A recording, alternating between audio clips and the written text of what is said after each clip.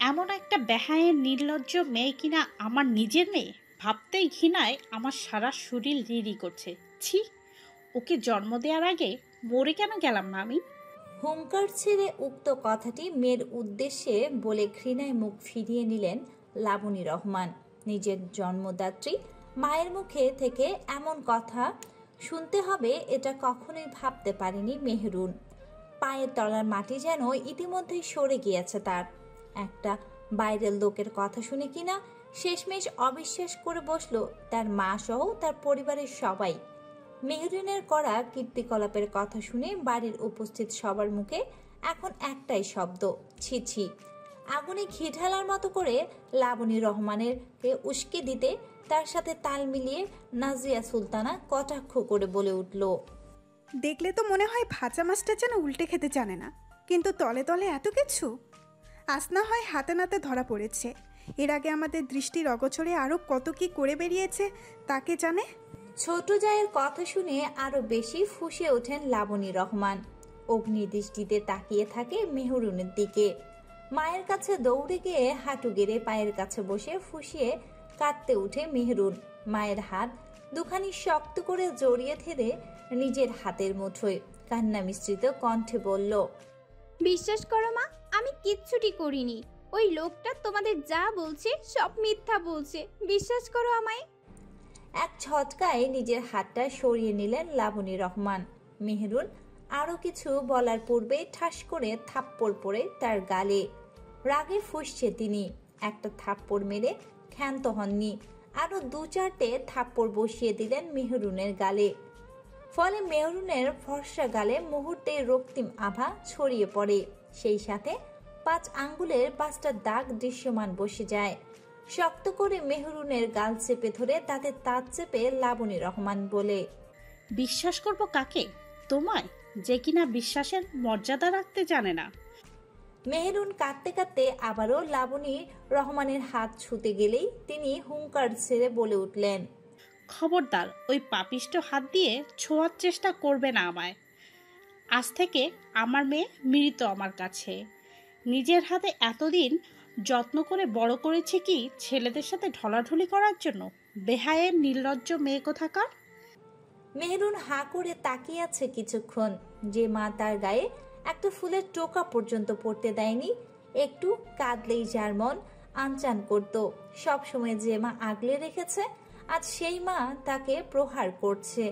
কটু কথা শুনতো যেন দুদণ্ড ভাবছে না তার মা। আর সেই মাই তার চোখের জল দেখে আগলে রাখার বদলে মুখ ফিরিয়ে নিচ্ছে। মেহরুনের চোখ ছাপিয়ে এখনো মুক্তোর দানার মতো অশ্রু গড়িয়ে পড়ছে। এসব দেখেও কি নিষ্ঠুর মনে মায়া হয় না? দূরে দাঁড়িয়ে এতক্ষণ যাবৎ সবটাই পর্যবেক্ষণ করছিল মহামান্য সেই মানুষটি, যার জন্য কলঙ্কিত হয়েছে, এমন মিথ্যে অপবাদ শুনতে হচ্ছে, যার জন্য আপনজনদের কাছ থেকে এত কটাক্ষ বাণী শুনতে হচ্ছে মেহরুনকে। মেহরুনের কান্না দেখে কি আদৌ মানুষটার মধ্যে কোনো ভাবান্তর ঘটলো? তা বোঝা গেল না তার গম্ভীর মুখশ্রী দেখে। কি চলছে তার মনে? মেহরুনার মায়ের পায়ের কাছে বসে না থেকে সেই মহামান্য মানুষটার কাছে ছুটে গিয়ে শক্ত হাতে কলার চেপে ধরে দাঁত কিরমির করে ক্রুদ্ধ গলায় বলে ওঠে, কেন মিথ্যা অপবাদ দিলেন আমার নামে মিস্টার আবরিশাম খান আদ্রিস? কেন আমার থেকে আমার পরিবারকে আলাদা করতে চাইছেন আপনি? আমার চরিত্রে কলঙ্কের দাগ দিলেন কেন? আপনি সবাইকে সত্যিটা বলে দিলেই তো সবটা মিটে যেত। তাহলে মিথ্যার আশ্রয় কেন নিচ্ছেন? কি লাভ হচ্ছে এতে আপনার? কি হলো, চুপ করে আছেন কেন আপনি? আমার প্রশ্নের জবাব দিন। দোতারার করিডোরের দিকে তাকিয়ে বাঁকা হাসে আদ্রিস। মেহরুনের দিকে ফিরে মুখটা পুনরায় গম্ভীর করে নেয় সে। শক্ত হাতে মেহরুনের হাত চেপে ধরে কলার থেকে ঝাড়ি মেরে সরিয়ে দেয় হাতটা। কলার ছেড়ে মেহরুনের কানের কাছে মুখ নিয়ে ফিসফিসিয়ে বলে, তোমার কোনো প্রশ্নের জবাব দিতে বাধ্য নয় এই আবরিশাম খান আদ্রিস। কথাটা মাথায় থাকে জানো মিস মেহরুন ইবনাথ। অন্যথায় কি হবে সেটা কিন্তু আমি নিজেও জানি না। আর হ্যাঁ, নেক্সট টাইম আমার কলার ধরার সাহস দেখাতে আসবে না। ফল যে খুব একটা সুখকর হবে না সেটা বুঝতেই পারছো। মেহরুনের চোখ এখনো অশ্রু টলমল করছে। অশ্রুসিক্ত নয়নে একরাশ ঘৃণা নিয়ে আদেশের দিকে তাকিয়ে বলে ওঠে, আপনার কারণেই আমার পবিত্র আত্মা কলুষিত হয়েছে আজ। শুধুমাত্র আপনার কারণেই সবাই অবিশ্বাস করছে আমায়। আপনার প্রতি এতদিন যে শ্রদ্ধাবোধটুকু ছিল তা আজ ঘৃণায় পরিণত হয়েছে। I just hate you mister Abrisham Khan Adrish. মেহরুনের দিকে তাকিয়ে শুধু স্মিত হাসে আদ্রিশ। তবে আদ্রিশ হতে কোনো উত্তর মেলে না আর। ওদের দুজনকে আড়ালে কথা বলতে দেখে আবারও মাঝখান দিয়ে ফোড়ন কেটে নাজিয়া সুলতানা অর্থাৎ মেহরুনের চাচি বলে উঠলেন, দেখো ভাবি, তোমার মেয়ে আবারও ওই ছেলেটার সাথে যেন কী সব বলছে।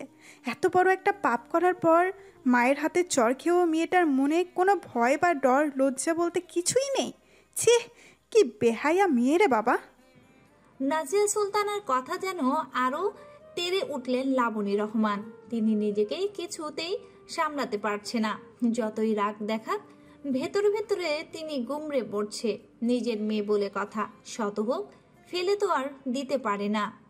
যে মেয়েকে নিজের চেয়েও বেশি ভালোবাসছেন, বিশ্বাস করছেন, আর সেই মেয়ে তাকে এভাবে ঠকাতে পারল, এটা মানতে ভীষণ কষ্ট হচ্ছে তার। কোনো মা কি আদৌ পারে নিজের মেয়েকে নিয়ে এমন কটু বাক্য শুনতে? সেখানে তো তিনি নিজের চোখে দেখেছেন। তিনি নিজেকে এক মুহূর্ত কিভাবে সামলাবে তা জানা নেই তার। ক্লান্ত লাগছিল বলে চোখের পাতাটা একটু লেগে এসেছিল। হঠাৎ বাড়িতে এত হইহুল্লোড়, চিৎকার চেঁচামেচি শুনে ধরফরিয়ে উঠে দ্রুত রুম থেকে বেরিয়ে আসেন মেহনত আকবর। সিঁড়ি বেয়ে মেহনত আকবরকে নামতে দেখেই দৌড়ে গিয়ে ঝাপটে ধরল মেহরুন। বাবার বুকে মাথা রেখে ফুপিয়ে ফুপিয়ে কেঁদে ওঠে। কাঁদতে কাঁদতে ইতিমধ্যে তার নাকের ডোগা লাল হয়ে গিয়েছে। নাক টেনে টেনে বলে, সবাই অবিশ্বাস করলেও তুমি অন্তত পক্ষে বিশ্বাস করো আমায়। বিশ্বাস করো তোমার মেয়ে এমন নিকৃষ্ট কাজ করতে পারে না বাবা। মেহনত আকবর মেয়ের মাথায় হাত বুলিয়ে দিলেন। তিনি আসলেই বুঝতে পারছে না এখানে হচ্ছেটা কি, তবুও শান্ত গলায় বলেন, কি হয়েছে মা, তুমি কাঁদছো কেন এভাবে? আর এত হই হুল্লোড় হচ্ছে কেন বাড়িতে? মেনুর কিছু বলার পূর্বেই নাজিয়া সুলতানা পাশ থেকে বলে উঠলেন, বড় ভাই, এই মেয়ে যা করেছে তা মুখে আনার মতো না। ছি, কি লজ্জা, কি লজ্জা। ভ্রু কুচকে ফেললেন মেহনত আকবর। হঠাৎ দূরে দাঁড়িয়ে থাকা আগন্তুকের দিকে নজর পড়তেই তিনি বলে উঠলেন, আদৃশ বাবা, তুমি এখানে? এগিয়ে আসে আদৃশ। মুখে তার হাসির রেখা স্পষ্ট। অতল স্পর্শী জাগর চক্ষুতয়ে কি যেন এক ভাবের খেলা চলছে, তা বোঝার সাধ্য নেই। কণ্ঠ কিছুটা খাদের নামিয়ে মেহনত আকবরের উদ্দেশ্যে আদৃশ বলে উঠল, আসসালামু আলাইকুম আঙ্কেল, আপনাকে কিছু বলার আছে। ওয়ালাইকুম আসসালাম। তো বলো, কি বলবে? আপাতত সবার সামনে আপনার সাথে কথা বলতে চাচ্ছি না আমি। তিনি আর কোনো কথা না বাড়িয়ে আদৃশকে নিয়ে বাগানের দিকে চলে যায়। ওদের চলে যাওয়ার পানে কিছুক্ষণ তাকিয়ে রয় মেহনুর, কারণ মুখে এখনো যেন রাটিও নেই। রুমের মাঝে এখন পিনপতন নীরবতা বিরাজ করছে। এ যেন বড় কোনো ঝড়ের পূর্বাভাস। কিছুক্ষণ বাদে দুজনেই এসে হাজির হয়। দুজনের চোখ মুখ দেখে কিছুই বোঝার উপায় নেই। মেহনত আকবর কিছুক্ষণ গম্ভীর দৃষ্টিতে তাকিয়ে রইলেন মেহনুরের দিকে। তিনি এই মুহূর্তে একটা কঠিন সিদ্ধান্ত নিতে চলেছে। মেহনত আকবর কি ভাবছে বা সামনে কি করবে তা বোঝা মুশকিল। অন্যদিকে আদৃশের অধরের কোণে বাঁকা হাসির রেখা ফুটে উঠেছে। দোতলার করিডোরে রেলিংয়ে হাত রেখে এতক্ষণ যাবৎ সবকিছু পর্যবেক্ষণ করছিল। সবটা দেখে যেন আগন্তুকটি প্রাণ জুড়িয়ে যায়। প্রাণ ভরে শ্বাস নিয়ে কুটিল হাসে সে। মেহনুরকে এ বাড়ি থেকে ঘাড় ধাক্কা দিয়ে বের করতে পারলেই তবেই তার শান্তি মিলবে। বধূবেশে নিষ্প্রাণ চাহনিতে ড্রেসিং টেবিলের আয়নায় দৃষ্টি নিবদ্ধ। প্রাণবন্ত মেয়েটা আজ কেমন নিস্তেজ, নিষ্প্রাণ হয়ে পড়েছে। চোখে না আছে কোনো জল, না আছে কোনো অনুভূতি। কেমন যেন পাথর মানবীতে পরিণত হয়েছে মাত্র কদিন ব্যবধানে। মুখে কোনো ভারী মেকআপের আস্তরণ নেই। গালে মায়ের দেয়া উপহার স্বরূপ থাপ্পড়ের লাল দাগটা মেলায়নি এখনো। ডাগর চক্ষুদয় ফুলের রক্তিম বর্ণ ধারণ করেছে ইতিমধ্যেই। তবে মেরুন কালারের শাড়িটা যেন বেশ মানিয়েছে মেহেরুনকে। অথচ এই শাড়িটা সে শখ করে কিনেছিল তার ভাইয়ের বিয়েতে পরবে সেজন্য। কিন্তু কে জানতো এই শাড়িটাই তার জীবনে কাল হবে। হঠাৎ যেন কোনো এক দমকা হাওয়া এসে তার সুন্দর সাজানো গোছানো জীবনটাকে এক মুহূর্তে তছনছ করে দিয়েছে। তার জীবন যেন ঘন কালো মেঘে ছেয়ে গেছে। এই তো কিছুদিন আগে মেহেরুনও বাড়িতে মেয়ে ছিল, কিন্তু এখন তার সাথে আরো একটা পরিচয় যুক্ত হয়েছে। সে এখন খান বংশের একমাত্র পুত্রবধূ, সুনামধন্য বিশিষ্ট হার্ট সার্জন আবরিয়াস খান আদ্রিসের বিয়ে করা বউ। এটাই এখন মেহেরুনের জীবনের চরম সত্য। মেহেরুন তো অর্থবিত্ত বাড়ি গাড়ি চায়নি, মেহেরুন একটু শান্তিতে বাঁচতে, কিন্তু তা আর হতে দিল এই কই আদ্রিস। তার ভালোবাসা বেঁচে থাকার অধিকারটাও তো কেড়ে নিল আদ্রিস। নিজ পিত্রালয় হতে বিদায়ের বেলায় মায়ের সাথে শেষবারের মতো দেখাটাও হলো না। খুব করে যেন একটু জড়িয়ে ধরবে তাও আর হলো না। অথচ এই মাই তার জীবনে সবটা জুড়ে ছিল। মেহেরুনরা ছিল দু ভাই বোন, বড় ভাই আলভি আর মেহেরুন ছোট। পরম মমতায় দুই ভাই বোনকে ছায়ার মতো আগলে রেখেছিল মা লাবণী রহমান। কিন্তু ভাগ্যের কি নির্মম পরিহাস, আজ মেহেরুন মায়ের শীতল ছায়া হতে বঞ্চিত। আর মেহেরুনের বাবা তো মেয়ে বলতে ছিল পাগল, কিন্তু সেই বাবাও আজ বিদায় বেলায় মেহেরুনের সঙ্গে একটা বাক্য বিনিময় করতে চায়নি। মেহেরুন ফুপিয়ে কেঁদে ওঠে, বাবার একটি হাত শক্ত করে আঁকড়ে ধরে। মেহনত আকবরে ছাড়িয়ে নেয় নিজের হাতখানা। মেহেরুন কিছু বলার জন্য উদ্যত হলেই হাতের ইশারায় চুপ করতে বলে তিনি। আড়ষ্ট কণ্ঠে আওড়ালেন, ছোটবেলা হতে যা চেয়েছো আমি আমার সাধ্য মতো যাওয়ার চেষ্টা করেছি তোমায়। আমি তো আমার দিক দিয়ে কোনো কমতি রাখিনি। সবাই বলতো আমি নাকি খুব বেশি প্রশ্রয় দিয়ে মেয়েকে মাথায় তুলেছি। আমি তার তীব্র প্রতিবাদ করেছি, তবে তার প্রতিদান স্বরূপ যে এমন কিছু আমার প্রাপ্য ছিল আমি তা কল্পনা করিনি। তোমার মা খুব কষ্ট পেয়েছে, কাঁদতে কাঁদতে হয়তো ঘুমিয়ে পড়েছে। যাই হোক, এসব তোমায় বলে আর লাভ কি। নতুন জীবনে সুখী হও, যা চেয়েছো তাই তো পেয়েছো। আমার দায়িত্ব এখন শেষ, এ বাড়িতে আর এসো না, তোমার চাইও আমি দেখতে চাই না। বাবার মুখে এমন বাক্য শুনে মেহরুন হাউমাউ করে কেঁদে ওঠে। মেহনত আকবরেরও প্রচন্ড কষ্ট হচ্ছে, নয়নের কোণে জল চিকচিক করছে। বাবা হিসেবে মেয়েকে যে এমন ভারী বাক্য শোনাতে হবে তিনি কখনো ভাবেনি। বুকের বাপাশে তার চিনচিন করে ব্যথা অনুভব হয়। বয়স হচ্ছে তো তার, এ বয়সে তো আর এত কিছু নিতে পারবে না তিনি। অলক্ষ্যে তার চোখ হতে দুফুটো জল গড়িয়ে পড়ে শুষ্ক কপলে। তিনি অদৃশ্যের দিকে তাকিয়ে মুখে গাম্ভীর্য এনে বলে, আদৃশ মেয়েটা বড্ড আদরে ছিল আমার, ওর খেয়াল রেখো, কষ্ট দিও না কখনো ওকে। আমি বাবা হিসাবে ব্যর্থ হলেও তুমি স্বামী হিসেবে ব্যর্থ হইও না। মেহরুনের বুক ভারী হয়ে ওঠে বাবার কথা শুনে। চোখ থেকে তার অনবরত জল গড়িয়ে পড়ছে। আদৃশ মেহনত আকবরের আলিঙ্গন করে নেয়, হাত ধরে চোখের ইশারায় আশ্বস্ত করে তাকে। মেহনত আকবর স্বস্তির নিঃশ্বাস ফেলে।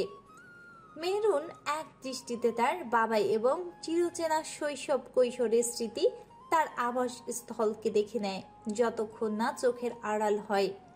গাড়ি ছুটে চলেছে তার আপন গতিতে, উদ্দেশ্য খানবাড়ি। মেহরুনদের গাড়িটা চোখের আড়াল হতেই তার চোখ জোড়া ভিজে ওঠে। বাবা শখ করে ছেলের নাম রেখেছিল মেহনত, কিন্তু সন্তানের নামকরণের পিতামাতার চরম মূর্খতা।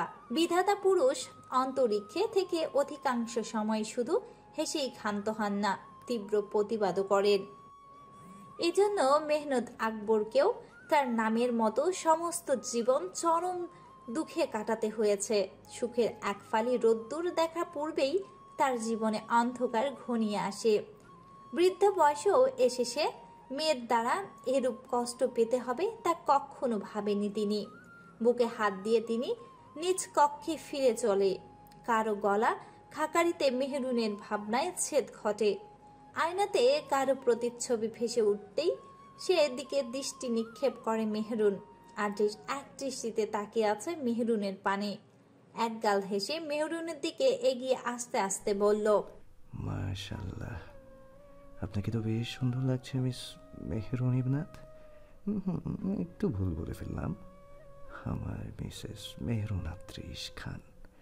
শুনেছি বিয়ের ফুল ফুটলে নাকি মেয়েদের সৌন্দর্য ঠিকরে পড়ে, আজ তার বাস্তব প্রমাণ পেলাম। অন্যদিনের মতো হলে আদ্রিসের এমন মিষ্টি বাণী শুনলে হয়তো মেহরুন লজ্জায় একেবারে মিইয়ে যেত, কিন্তু আজ আদ্রিসের কণ্ঠ মেহরুনের কর্ণকুহরে ঠেকতেই তার সমস্ত শরীর যেন ঝিনঝিন করে ওঠে ক্রোধে। ক্রুদ্ধ গলায় বলে ওঠে, আমার পবিত্র সত্তায় কলঙ্কের দাগ দিয়ে ক্ষান্ত হননি, তাই নতুন ফোন দিয়ে আসছেন। মুহূর্তে আদ্রিসের হাস্যোজ্জ্বল মুখখানা চুপসে যায়। অপরাধীর দৃষ্টিতে মেহরুনের দিকে তাকায় আদ্রিস। অস্ফুট স্বরে বলে, এছাড়া আর কোনো উপায় ছিল না যে। মেহরুনের কর্ণকুহর অবধি পৌঁছায় না আদ্রিসের উচ্চারণকৃত বাণী। আবছা আবছা শুনতে পেলেও গুরুত্ব দেয়নি। হঠাৎ মেহরুন ডুকরে কেঁদে ওঠে। মেহরুনের আচমকা কেঁদে ওঠায় আদ্রিস চমকায়। মেহরুনের কাছে গিয়ে মেহরুনকে নিজের দিকে ফিরিয়ে থুতনিতে হাত রেখে বলল, কাঁদছো কেন তুমি?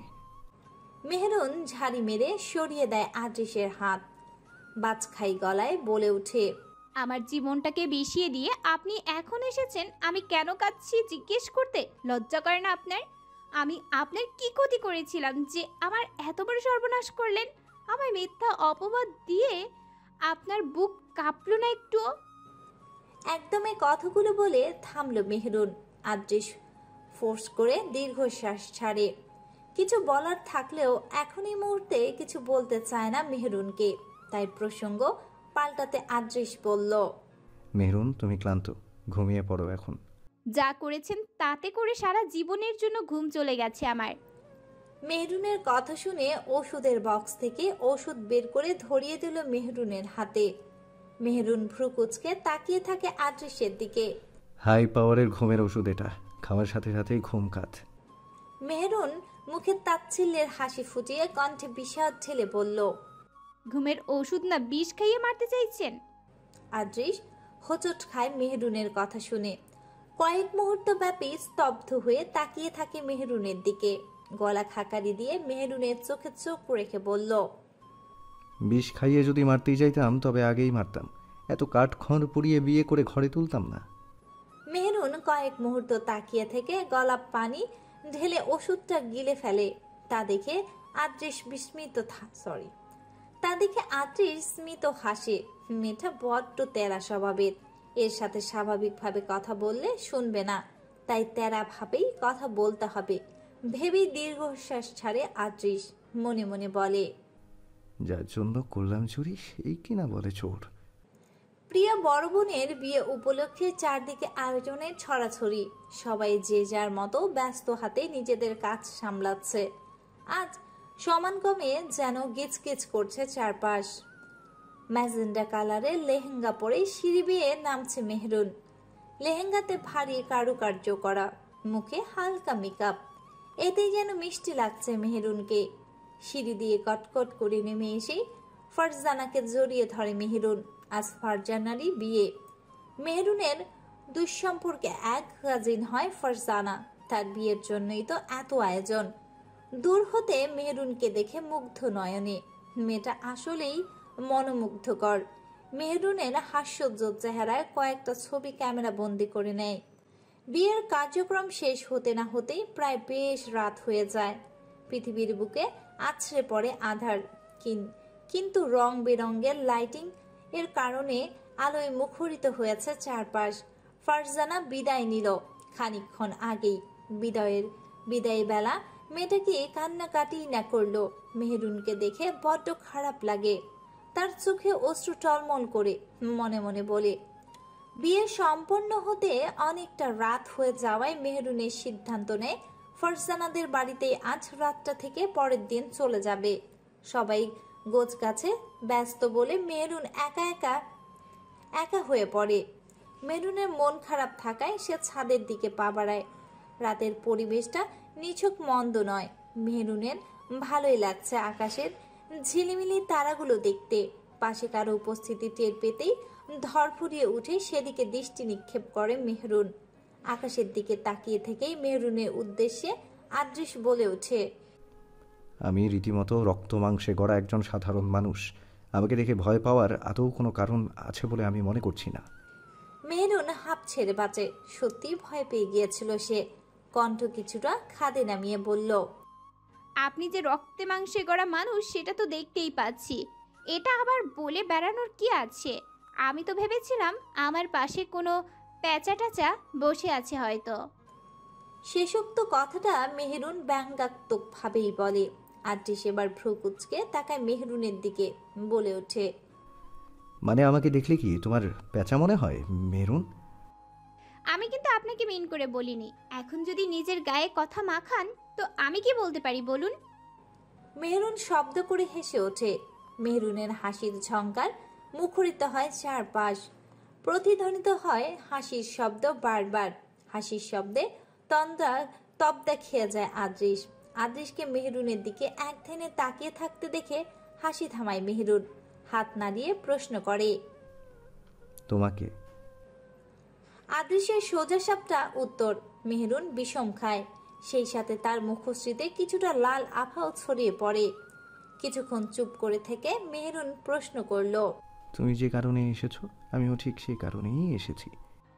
ফারজানা আপু কি হয় আপনার? আমার বোনের ফ্রেন্ড। আচ্ছা আলভি কোথায়? মেহরুন আদৃশকে ছাদে দাঁড়িয়ে একসাথে কথা বলতে দেখে রাগে গা জ্বলে ওঠে জারার। গটগট পায়ে ওদের দিকে এগিয়ে আসে যারা। মনে মনে রাগ হলেও মুখে হাসি ফুটিয়ে আদৃশের গা ঘেঁষে দাঁড়িয়ে যারা বলে ওঠে, আরে আদৃশ পেয়েছে তো, দিনকাল কেমন চলছে আপনার? আচমকা যারাকে নিজের গা ঘেঁষে দাঁড়াতে দেখে আদৃশ কিছুটা ইতস্তত বোধ করে সরে দাঁড়ায়। তা দেখে মেহরুন অন্যদিকে মুখ ঘুরিয়ে নেয়। আদৃশের দৃষ্টি এড়ায়নি তা। মুখে জোরপূর্বক হাসি ফুটিয়ে প্রত্যুত্তরে বলল, এই তো চলছে চলার মতো। এমন বললে কি করে হয়? বিয়ে করবেন কবে? বাই দ্য ওয়ে, আপনি মেহরুন আপির সাথে কি বলছিলেন? প্রেম প্রেম করছেন নাকি আপনারা? আদৃশ মেহরুন দুজন দুজনের দিকে তাকায়। মেহরুন জারার কথা শুনে রেগে যায়, বলে ওঠে, কি সব যাতা কথা বলছিস তুই? কথাবার্তা একটু ঠিক করে বলবি, তা না হলে থাপড়িয়ে গাল লাল করে ফেলবো। মেহরুনের কথা শুনে চোখে পানি চলে আসে জারার। ছিচকাদুনি গলায় বলে, আদৃশ ভাইয়ের সামনে তুই আমাকে এভাবে অপমান করতে পারলি আপি? বলেই কাঁদতে কাঁদতে দৌড়ে নিচে চলে যায় যারা। চাচাতো বোন হয়েছে তো কি হয়েছে, যারা এর শোধ নিয়েই ছাড়বে। তার জন্য যা করা প্রয়োজন সে তাই করবে। মেহরুনও আর এক মুহূর্ত দাঁড়িয়ে না থেকে নিজের জন্য বরাদ্দকৃত রুমে চলে যায়। আদৃশ মেহরুনের চলে যাওয়ার পানে কয়েক মুহূর্ত তাকিয়ে থেকে নিজের রুমের পথে পা বাড়ায়। ঘুমানোর জন্য প্রস্তুতি নিচ্ছিল মেহরুন। এমন সময় লাবণী রহমান রুমে প্রবেশ করে কোনো ভনিতা ছাড়াই বললেন, আমি যেন তোমায় আর আদৃশ্যের সাথে কথা বলতে না দেখি। মায়ের হঠাৎ এমন কথায় মেহরুন ভ্রু কুঁচকে মায়ের দিকে তাকায়। কই, এর আগে তো আদৃশের সাথে কথা বলেছে, তখন তো তিনি কিছু বলেননি। আর মেহরুন তো আদৃশের সাথে এমন কোনো কথা বলেনি যা সন্দেহ করার মতো। তবুও কিছুটা দ্বিধা নিয়ে বলল, আমি কথা বলতে নিষেধ করেছি, ব্যাস এই পর্যন্তই। আমার কথা যেন কোনো হেরফের না হয়। বলেই তিনি মেহরুনের রুম থেকে বেরিয়ে যায়। মেহরুন স্তব্ধ হয়ে দাঁড়িয়ে থাকে মায়ের যাওয়ার বানে। মেহরুন আর এক মুহূর্ত দেরি না করে আদৃশের রুমের দিকে পা বাড়ায়। দরজায় নক করার আগেই সাথে সাথে আদৃশ দরজা খুলে দেয়। মেহরুনের দিকে ভ্রু কুঁচকে তাকিয়ে অবাক হয়ে বলে, কি ব্যাপার, তুমি আমার রুমের সামনে এত রাতে কেন? কোনো এমার্জেন্সি? আপনি কি মাকে কিছু বলেছেন? আমি কি বলতে যাব আন্টিকে? কেন, কি হয়েছে? কিছু তো একটা হয়েছেই, সত্যি করে বলো। মা আপনার সাথে কথা বলতে নিষেধ করলো কেন হঠাৎ? আদৃশ ভাবে কিছু সময় ভেবে বলে, তোমার চাচাতো বোন যারা বলেছে হয়তো আমরা নাকি প্রেম করি। ব্যঙ্গাত্মক ভাবে বলে হেসে উঠে আদৃশ। আদৃশ ব্যাপারটাকে নিছক মজা হিসেবে নিল। মেহরুনের সন্দেহ হয় যারাকে। মেহরুন আর কথা না বাড়িয়ে নিজের রুমে চলে যায়। অন্ধকারে প্রগাঢ় কালো ছায়া দুটি সরে আসে, আদৃশের দৃষ্টিগোচর হয় না। ছায়া মানবদের সে ঠিকই চিনতে পেরেছে। মুখে তার বাঁকা হাসি ফুটে ওঠে। দরজা আটকে শীষ বাজাতে বাজাতে শুয়ে পড়ে সে। পরদিন মেহরুনের গোছকাজ করে বেরোতে বেরোতে বিকেল হয়ে যায়। এর মধ্যে আদৃশ মেহরুনের চোখাচোখি হলেও মেহরুন বারবার চোখ সরিয়ে নিয়েছে। একবারও কথা হয়নি। লাবণী রহমান চোখে চোখ রেখেছে। আলভি জোড়াজুড়িতে আদৃশ ওদের সাথে এক গাড়িতে যেতে বাধ্য হয়। হাজার হোক বাল্যকালের বন্ধুর কথা ফেলা যায় না। গাড়ি চলতে চলতে হঠাৎ আলভির গাড়ি থামাতে বলে। ড্রাইভার গাড়ি থামাতেই আলভি আদৃশকে নিয়ে চায়ের দোকানের সামনে হাজির হয়। খুব জোর খিদে পেয়েছে রে ভাই, চল কিছু খাই। আলভির কথা মতো আদৃশ সায় দেয়। মেহরুন, যারা ওরা সবাই গাড়ি থেকে নেমে আসে। যারা কালকের পরে আর মেহরুনের সাথে কথা বলেনি। মেহরুনেরও আর ইচ্ছে করল না। মেহরুন আলভির পাশে গিয়ে বসে। আলভি মেহরুনের হাতে একটা বিস্কুট ধরিয়ে দিয়ে বলে, নে বিস্কুট খা। মেহরুন কোনো কথা না বলে বিস্কুট খায়। এর মধ্যে প্রায় সন্ধে নেমে পড়ে। আলভির একটা জরুরি ফোন আসার সে তড়িঘড়ি করে উঠে যায়। মেহরুন আর আদৃশ দুজনে বসে থাকে। এটা দেখে মেহরুন উঠতে নিলেই আদৃশ পেছন থেকে ডাক দেয় মেহরুনকে। মেহরুন পিছন ফিরে তাকায়। আদৃশ কোনো কথা না বলেই এগিয়ে আসে মেহরুনের দিকে। মেহরুনের খুব কাছাকাছি আদৃশ এসে দাঁড়াতেই মেহনুর ঘাবড়ে যায়। কাপা কণ্ঠে বলে, কি হয়েছে আপনার? কিছু বলবেন? না বললে আমি যাই, মা দেখলে কিন্তু। মেহনুরের দিকে আদৃশের দৃষ্টি গভীর। মেহরুনের পুরো কথা শেষ করতে না দিয়েই এক হাতে মেহরুনের নিজের সাথে মিশিয়ে নেয় আদৃশ।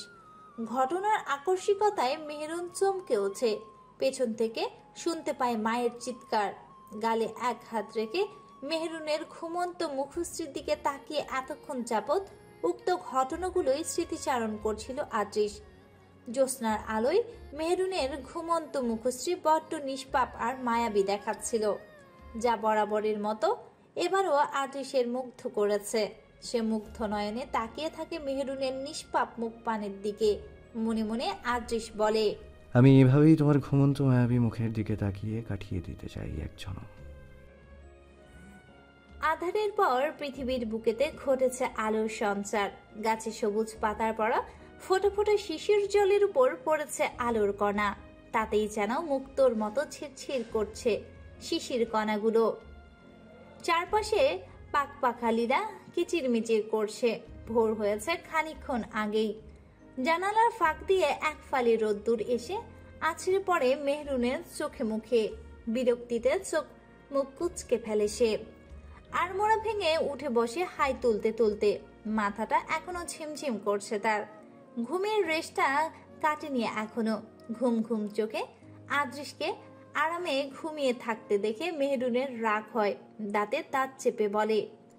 হঠাৎ পাশে থাকা পানির জগের দিকে নজর পড়তেই মুখে বাঁকা হাসি ফুটে ওঠে মেহরুনের। গুনগুনিয়ে গান গাইতে গাইতে আদৃশের মুখের উপর ধাম করে পুরো জগের পানিটা ঢেলে দেয়। আখি জোড়া সবেমাত্র লেগে এসেছিল। হঠাৎ মুখের উপর ঝপঝপ করে পানি পড়ে। ধর ফুরিয়ে উঠে বসে আদৃশ। মেহরুনের মুখে শয়তানি হাসি ফুটে ওঠে। আদৃশ এক দৃষ্টিতে তাকিয়ে থাকে মেহরুনের দিকে। কিছুক্ষণ এক হাত দিয়ে মুখের উপর থাকা পানি ঝাপটা দেয় মেহরুনের মুখে। মেহরুন চোখ মুখ খিচে বন্ধ করে নেয়। মেহরুন কিছু বলতে যাওয়ার পূর্বেই এক হাত টান দিয়ে মেহরুনকে একদম নিজের সাথে মিশিয়ে নেয় আদৃশ। মেহরুন হকচকিয়ে উঠে আদৃশের এমন কাণ্ডে। আদৃশের কাছ থেকে ছাড়া পাওয়ার জন্য ছটফট করে। বুকে কিল খুশি দেয় অনবরত, কিন্তু কোনো লাভ হয় না। মেহরুনের গালে হাত দিয়ে হালকা করে চেপে ধরে আদৃশ। গম্ভীর কণ্ঠে বলল, আমাকে নাস্তানাবুদ করতে গিয়ে নিজেই তো সকাল সকাল নাস্তানাবুদ হয়ে গেলে। যা পারো না তা করতে যাও কেন?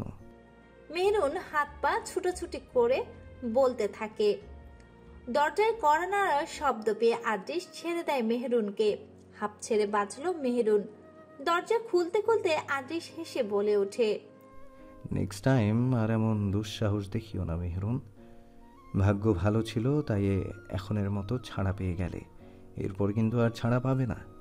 দরজা খুলতেই দেখে অরণি হাজির। অরণিকে দেখতেই মুখে হাসি ফুটে ওঠে আদ্রিসের।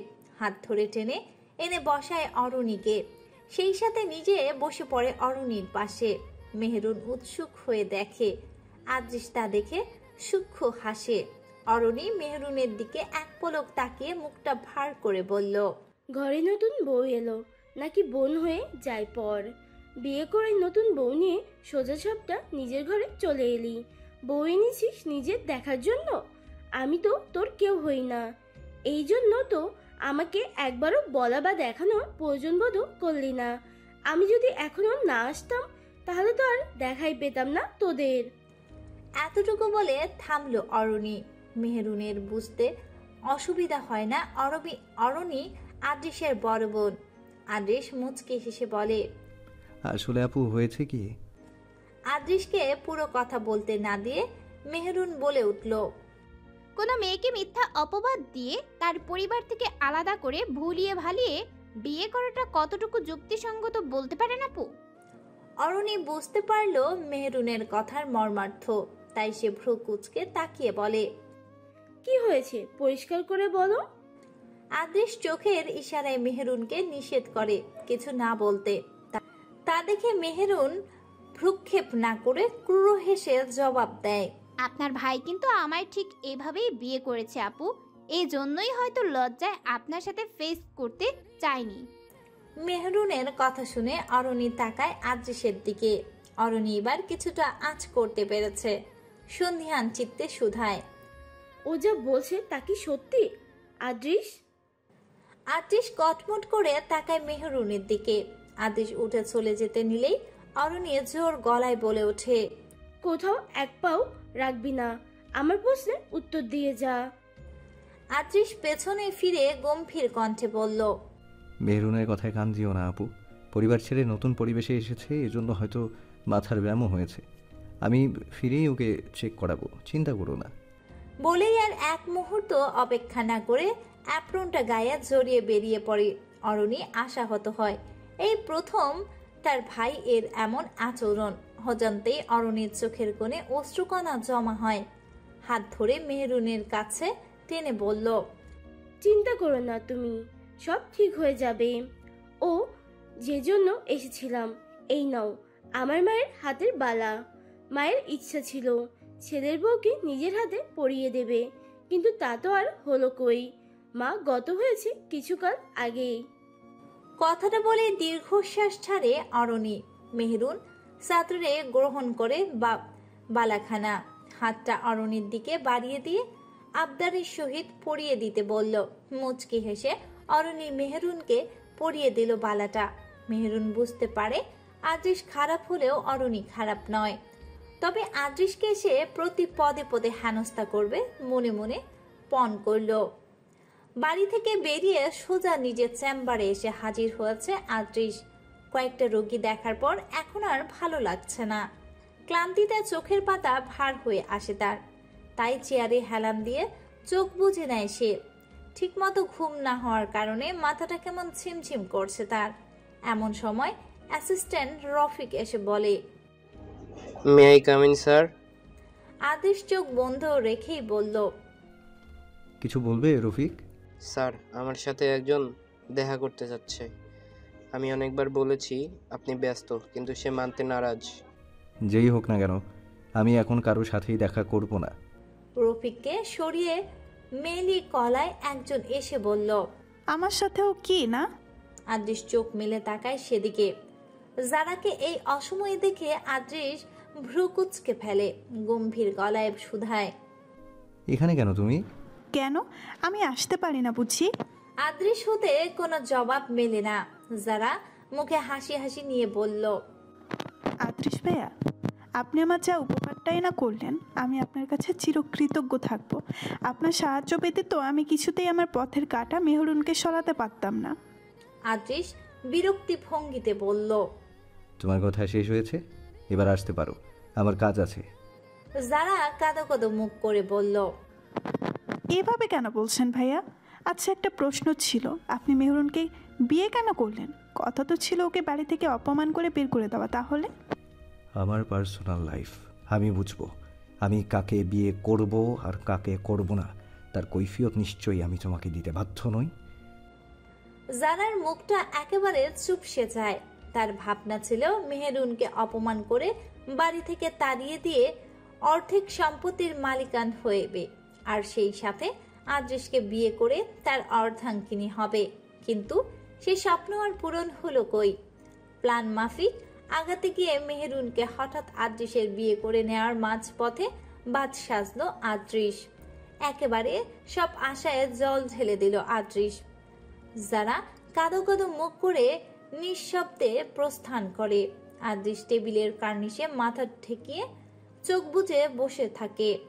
কিছু একটা চিন্তা করে সে ক্রুদ্ধ হাসে, মনে মনে বলে, তুমি নিশ্চয়ই আমার চেয়ে বুদ্ধিমান নও। অফিসের জরুরি কাজ পড়ে যাওয়ায় ফোন পাওয়ার সাথে সাথে ছুটে যেতে হয়েছিল আলভিকে। বেশ রাত হয়ে যাওয়ায় রাতটা নিকটস্থ এক কলিগের বাসাতেই কাটাতে হয়েছিল তাকে। কলিগের কাছ থেকে বিদায় নিয়ে অফিসের টুকটাক কাজ সেরে একেবারেই বিকেলের দিকে ফিরে আসে নিজ বাড়িতে সে। আজ অন্য দিনের তুলনায় বাড়ির পরিবেশটা কেমন থমথমে, অথচ এ সময় তো সাধারণত হই হুল্লোড় পড়েই যায়। এ বিষয়টা বড় অবাক করে আলভিকে। ব্যাগটা নিজ কক্ষে রেখে হাত মুখ ধুয়ে ফ্রেশ হয়ে নেয় আলভি। মেহরুনের রুমের সামনে গিয়ে থমকে যায়। রুমটা ফাঁকা পড়ে আছে, জিনিসপত্র সব একেবারে অগোছালো, অথচ এই রুমটা সব সময় পরিপাটি থাকতো। আর মেহরুন তো সাধারণত বিকেলের দিকে নিজ কক্ষেই পড়ে। আলভি প্রতিদিনই এসে দেখে মেহরুন পড়া ফাঁকি দিচ্ছে কিনা। তাহলে আজ হঠাৎ কি হলো? এসব ভাবতে ভাবতেই হাঁটছিল আলভি। হঠাৎ ধাক্কা খায় জারার সাথে। বিরক্তিতে চোখ মুখ কুচকে ফেলে আলভি। ধমকে সুরে বলে ওঠে, দেখে শুনে চলতে পারিস না নাকি? যারা মুখটাকে বাংলার পাঁচের মতো করে বলল, আমি আবার কি করলাম? তুমি তো অন্যদিকে তাকিয়ে হাসছিলে ভাইয়া। আলভি কোনো উত্তর দেয় না। চলে যাওয়ার জন্য উদ্যত হতে যারা বলে উঠল, কাকে খুঁজছিলে ভাইয়া? মেহরুন আপিকে নিশ্চয়ই। আলভি পেছনে ফিরে হ্যাঁ সূচক মাথা নাড়ায়। যারা মুখ বেঁকিয়ে তাচ্ছিল্যে সুরে বলল, তার দেখা আর পাবে কিভাবে? সে তো এখন তার শ্বশুর বাড়িতে। আলভি অবাক হয়ে যায়, ভ্রুকুচকে বলল, কি বলছিস? পরিষ্কার করে বলতো। মেহরুন আপির বিয়ে হয়ে গেছে, এই তো গতকালকেই। আলভি চমকায়, চিৎকার করে বলল, কি? মেহুর বিয়ে হয়ে গেছে আর আমি বাই হয়েও জানতে পারলাম না? মানে কি এসবের? আলভি আর এক মুহূর্ত না দাঁড়িয়ে সোজা মা বাবার রুমের সামনে চলে যায়। যারাও আলভির পিছু পিছু গিয়ে দাঁড়ায়। তাদের রুমের দরজা বন্ধ। বেশ কয়েকবার কড়া নাড়ে, কিন্তু কোনো সারা শব্দ মেলে না। হতাশ হয়ে ফিরে চলে আসে আলভি। সব কেমন যেন উল্টো পাল্টা লাগছে তার কাছে। পুনরায় যারাকে ডেকে জিজ্ঞেস করে, আচ্ছা, কার সাথে বিয়ে হয়েছে মিহুর? কেন? তোমার বাসপানকা পিয়ারি বন্ধু আত্রিশ ভাইয়ের সাথে। জানো না তুমি? কথাটা বলেই ভেঙচি কেটে চলে যায় যারা। আলভি রেগে যায় প্রচন্ড। বন্ধুত্বের মর্যাদা এভাবে ক্ষুণ্ণ হবে সে কখনোই ভাবেনি। আর আদ্রিস যে এমন করে বসবে তা তার কল্পনাও বাইরে ছিল। আর কিছু না ভেবে এক মুহূর্ত দেরি না করে সোজা চলে যায় আদ্রিসের বাড়িতে। গোধূলি লগ্নে চেম্বার থেকে ক্লান্ত শরীর নিয়ে ফিরে আসে আদ্রিস। বাড়িতে প্রবেশ করতে করতে দেখলো আলভি, অরণি, মেহরুন থমথমে মুখে বসে আছে। প্রথমে আলভিকে এখানে দেখে অবাক হয়।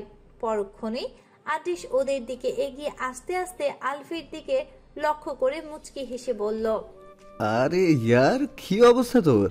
কোথায় ছিলি তুই? এত ব্যস্ত ছিলাম যে তোকে কিছু বলার সময় হয়ে ওঠেনি রে। এতটুকু বলে শেষ করার আগেই আলভি হাত নাড়িয়ে থামতে বলে। আদ্রিসের মুখোমুখি দাঁড়িয়ে ক্রুদ্ধ গলায় বলে ওঠে আলভি, তোকে বিশ্বাস করছিলাম আর তুই তার প্রতিদান স্বরূপ ঠকিয়েছিস।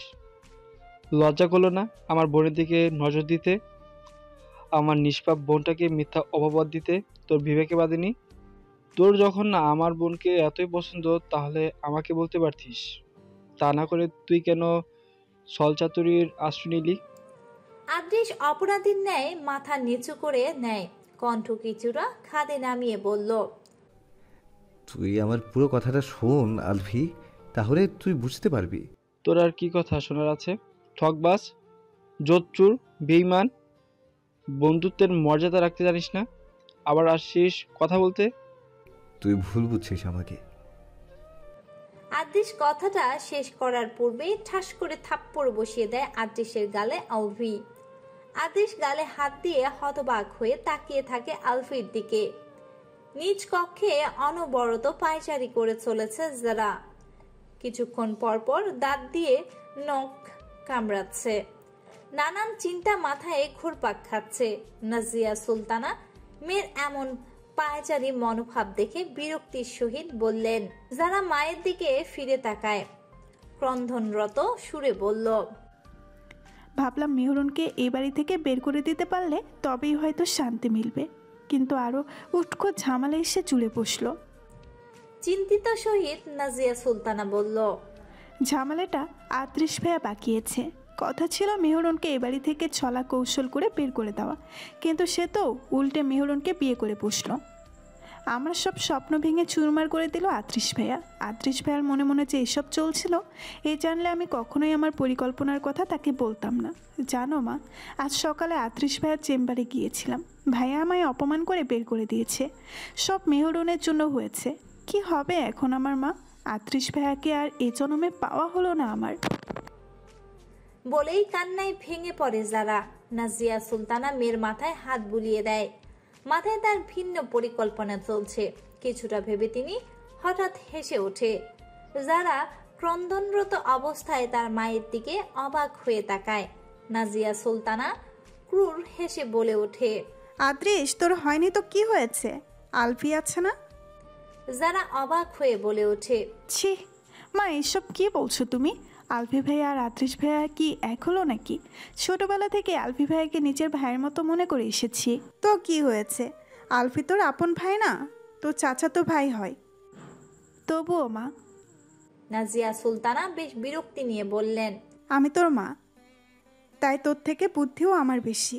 যা বলছি তাই চুপচাপ শোন, কথার মধ্যে কথা বলবি না একদম। যারা চুপচাপ হয়ে বসে থাকে। নাজিয়া সুলতানা পুনরায় বলতে শুরু করলো, শোন, আদ্রিসের থেকে আলফির সম্পদও কিন্তু কোনো অংশে কম নয়। মেহরুন তো চলেই গেছে, আলফি এবার পুরো সম্পদ পাবে। ওকে বিয়ে করলে তুইও ওর পুরো সম্পদের অংশীদার হবি। তারপর না হয় আলফিকে সরিয়ে ফেলে আদ্রিসকে বিয়ে করলি, তখন তো তুই এই পুরো সম্পদের মালকিন হয়ে যাবি, আর আদ্রিসকেও পেয়ে যাবি। আদ্রিসকে পেয়ে যাবে, এই কথাটা শুনে যারা চোখ মুখ চিকচিক করে ওঠে। চোখের পানি দু হাত দিয়ে মুছে নেয়। পরক্ষণে কিছু একটা ভাবতেই মুখে আবার আধার নেমে আসে তার। নাক টেনে নিয়ে চিন্তিত সুরে শুধায়, কিন্তু মেহরুনকে যদি আদ্রিস ভাইয়া ছাড়তে না চাই তখন কি হবে? নাজিয়া সুলতানা মুচকি হেসে বললেন, তুইও কি মেহরুনের থেকে কম সুন্দরী নাকি? শোন, পুরুষ মানুষ সৌন্দর্যের পূজারি হয়, বুঝলি? আর মেহরুনের নামে তো কোনো সম্পদ নেই। আলফিকে বিয়ে করে যখন ওকে পথে থেকে সরিয়ে ফেলবি, তখন তো সব সম্পত্তির মালকিন তুইই হবি। তখন দেখবি আদ্রিস এমনিও পাত্তা দিবে তোকে। মায়ের কথা শুনে যারা হেসে ওঠে। তারা মেতেছে এক ঘৃণ্য ষড়যন্ত্রে। এই ষড়যন্ত্র থেকে কি আদৌ মুক্তি মিলবে আদ্রিস, মেহরুন আর আলফি, নাকি ওদের ঘৃণ্য ষড়যন্ত্রের কবলে পড়ে তিনজনের জীবনেই দুর্বিষহ হয়ে উঠবে? ডাইনিং টেবিলের উপর থাকা কাচের গ্লাসটা ঠাস করে মেঝেতে পড়ে যাওয়ায় চারপাশটা ঝনঝন আওয়াজ তোলে। কাচের টুকরোগুলো পুরো মেঝেতে ছড়িয়ে ছিটিয়ে পড়েছে। রাগে আদ্রিসের সর্বাঙ্গ কাঁপতে থাকে। ইতিমধ্যে তার মুখশ্রী রক্তিম বর্ণ ধারণ করেছে ক্রোধে। পাশে থাকা কাচের গ্লাসটা এইমাত্র ভেঙেছে আদ্রিস। ভাঙা কাচের টুকরো হাতে লাগলেও বেশ খানিকটা হাত কেটে যায় তার। হাত থেকে চুয়ে চুয়ে রক্ত গড়িয়ে পড়ছে মেঝেতে। আদ্রিসের এমন রাগ দেখে হতবিহ্বল হয়ে পড়ে আলভি। ওর এমন রাগ এর আগে কখনো দেখেনি আলভি। এমনটা হবে জানলে সে আদ্রিসকে থাপ্পড় মারতো না। আলভির অনেকটা রাগে বশীভূত হয়ে থাপ্পড় মেরে বসেছে আদ্রিসকে। নিজের বোনকে নিয়ে এমন উল্টোপাল্টা কথা কোনো ভাই সহ্য করতে পারে এসব? অরণ্যও বেশ অবাক হয় নিজের ভাইয়ের এমন আচরণ। টেবিলের উপর ধাম করে কয়েকটা খুশি মারে আদ্রিস। অরণি গিয়ে আটকে ফেলে। অরণি ধমকের সহিত বলল, কি পাগলামি শুরু করছিস তুই? হাত কেটে রক্ত পড়ছে তো, বন্ধ কর। তোর এইসব পাগলামি যা বলবি ঠিকঠাক করে বল, অযথা ঝামেলা করিস না। কথাটা বলেই হন্তদন্ত হয়ে ফার্স্ট এড বক্স আনতে যায় নিজ কক্ষ থেকে অরণি। ব্যান্ডেজ করে দেয় আদ্রিসের হাতে অরণি। আদ্রিসের গালে আলতো থাপ্পড় মেরে বলল, কতটা হাত কেটে গেছে, খেয়াল আছে কি কোনো? অরণির কথাতে অসহায় চাহনিতে তাকায় আদ্রিস। অসহায় কণ্ঠে বলল, ওরা কেউ আমায় বিশ্বাস করবে না আপু, বলেও লাভ হবে না। দেখো, আমার পুরো কথা না শুনে আমাকে থাপ্পড় মারতেও দুবার ভাবলো না আলভি। আজ আমার সবচেয়ে কাছের বন্ধুও বিশ্বাস করছে না আমায়। এখন তো নিজের উপর নিজেরই রাগ হচ্ছে আমার। অরণি আশ্বস্ত করে আদ্রিসকে। আদ্রিস ভরসা পায় একটু। এই একটা মানুষই তার একমাত্র ভরসা স্থান, তার আপন বোন অরণি। উঠে দাঁড়িয়ে আলভির কাছে গিয়ে কোনো ভনিতা ছাড়াই আদ্রিস বলল, আলভি, তুই আমায় ভুল বুঝছিস। হ্যাঁ, মানছি আমি যেটা করেছি সেটা অন্যায়, কিন্তু এছাড়া তো আর কোনো উপায় ছিল না আমার। তোদের সামনে বড় বিপদ। তোরা যাদেরকে আপন ভেবে নিজ বাসায় আশ্রয় দিয়েছিস, তারাই তোদের ক্ষতি করার জন্য উঠে পড়ে লেগেছে। আদ্রিসের কথা শুনে ভ্রু কুঁচকে তাকায় আলভি। সন্দেহের সহিত বলে ওঠে, আবারও নিজের দোষ ডাকতে মিথ্যা আশ্রয় নিয়েছিস বুঝি? আদ্রিসের রাগ হয় ভীষণ। টেবিল চাপড়ে জোর গলায় বলল, আরে নিজের ভালো তো পাগলেও বোঝে, কিন্তু তুই কেন বুঝতে চাইছিস না? তোর চাচি আর চাচাতো বোন যারাই মূল কালপ্রিট, তারাই তো। আদ্রিসের কথা শেষ হওয়ার আগেই আলভি থামিয়ে দেয়। চিৎকার করে বলে ওঠে, খবরদার, ওদের সম্পর্কে একটা বাজে কথা বলবি না, বলে দিলাম। উনি শুধু আমার চাচি নন, আমার দ্বিতীয় মা। নিজের দোষ ডাকার জন্য এখন আমার চাচি আর যারার নামে মিথ্যা অপবাদ দিতে তোর লজ্জা করছে না? তোকে বিশ্বাস করে আমি প্রথমবার ঠকেছি, কিন্তু দ্বিতীয়বার আর এই একই ভুল করব না আমি। আদ্রিস এবার তেড়ে যায় আলভির কাছে। অরণি ধরে ফেলে, আটকানোর চেষ্টা করে, কিন্তু আদ্রিসকে কিছুতেই থামানো যাচ্ছে না। আদ্রিস এবার চিৎকার করে বলে ওঠে, তোরা দুই ভাই বোনই মাথা মোটা। আচ্ছা, মেহরুনের কথা না হয় বাদই দিলাম, কিন্তু তুই কি কিছুই বুঝতে পারছিস না? আর কিভাবে বললে তুই বুঝবি? মেহরুনের ফোন বাজছিল বলে ফোনটা রিসিভ করে ফোন কথা বলতে বলতে রুমে বেলকুনিতে পথে পা বাড়ায়। কথা বলার এক পর্যায়ে হঠাৎ নিচে এত চিৎকার চেঁচামেচি আর কাচের কোনো কিছু ভাঙার শব্দে কিছুটা ঘাবড়ে যায় মেহরুন। ফোনটা কেটে দিয়ে তাই দ্রুত পদে নিচে নেমে আসে। মেহরুনকে নিচে নামতে দেখে আদ্রিস মেহরুনের কাছে এসে তাকে তার রুমে আসতে বলল। মেহরুন দ্বিধায় পড়ে যায়। একজন চুপচাপ সেখানেই দাঁড়িয়ে থাকে। আদ্রিস কিছু দূরে যাওয়ার পর যখন দেখে মেহরুন এখনো আসেনি, তখন পেছন ফিরে ভ্রুকুচকে ধমকে সুরে বলে ওঠে, কি হলো? আমার রুমে আসতে বললাম না তোমায়? শুনতে পাওনি নাকি? কিন্তু মেহরুন তার জায়গা থেকে এক চুল পরিমাণও নড়ে না। এটা দেখে আদ্রিস আরও রেগে যায়। আর কিছু বলার জন্য উদ্যত হতেই আলভি বলে ওঠে, মেহু এখানে আর এক মুহূর্ত নয়, তুই আমার সঙ্গে বাড়ি চল এখনই। ভাইয়ের কথা শুনে মেহরুন আরও বেশি দ্বিধাদ্বন্দ্বে নিপতিত হয়।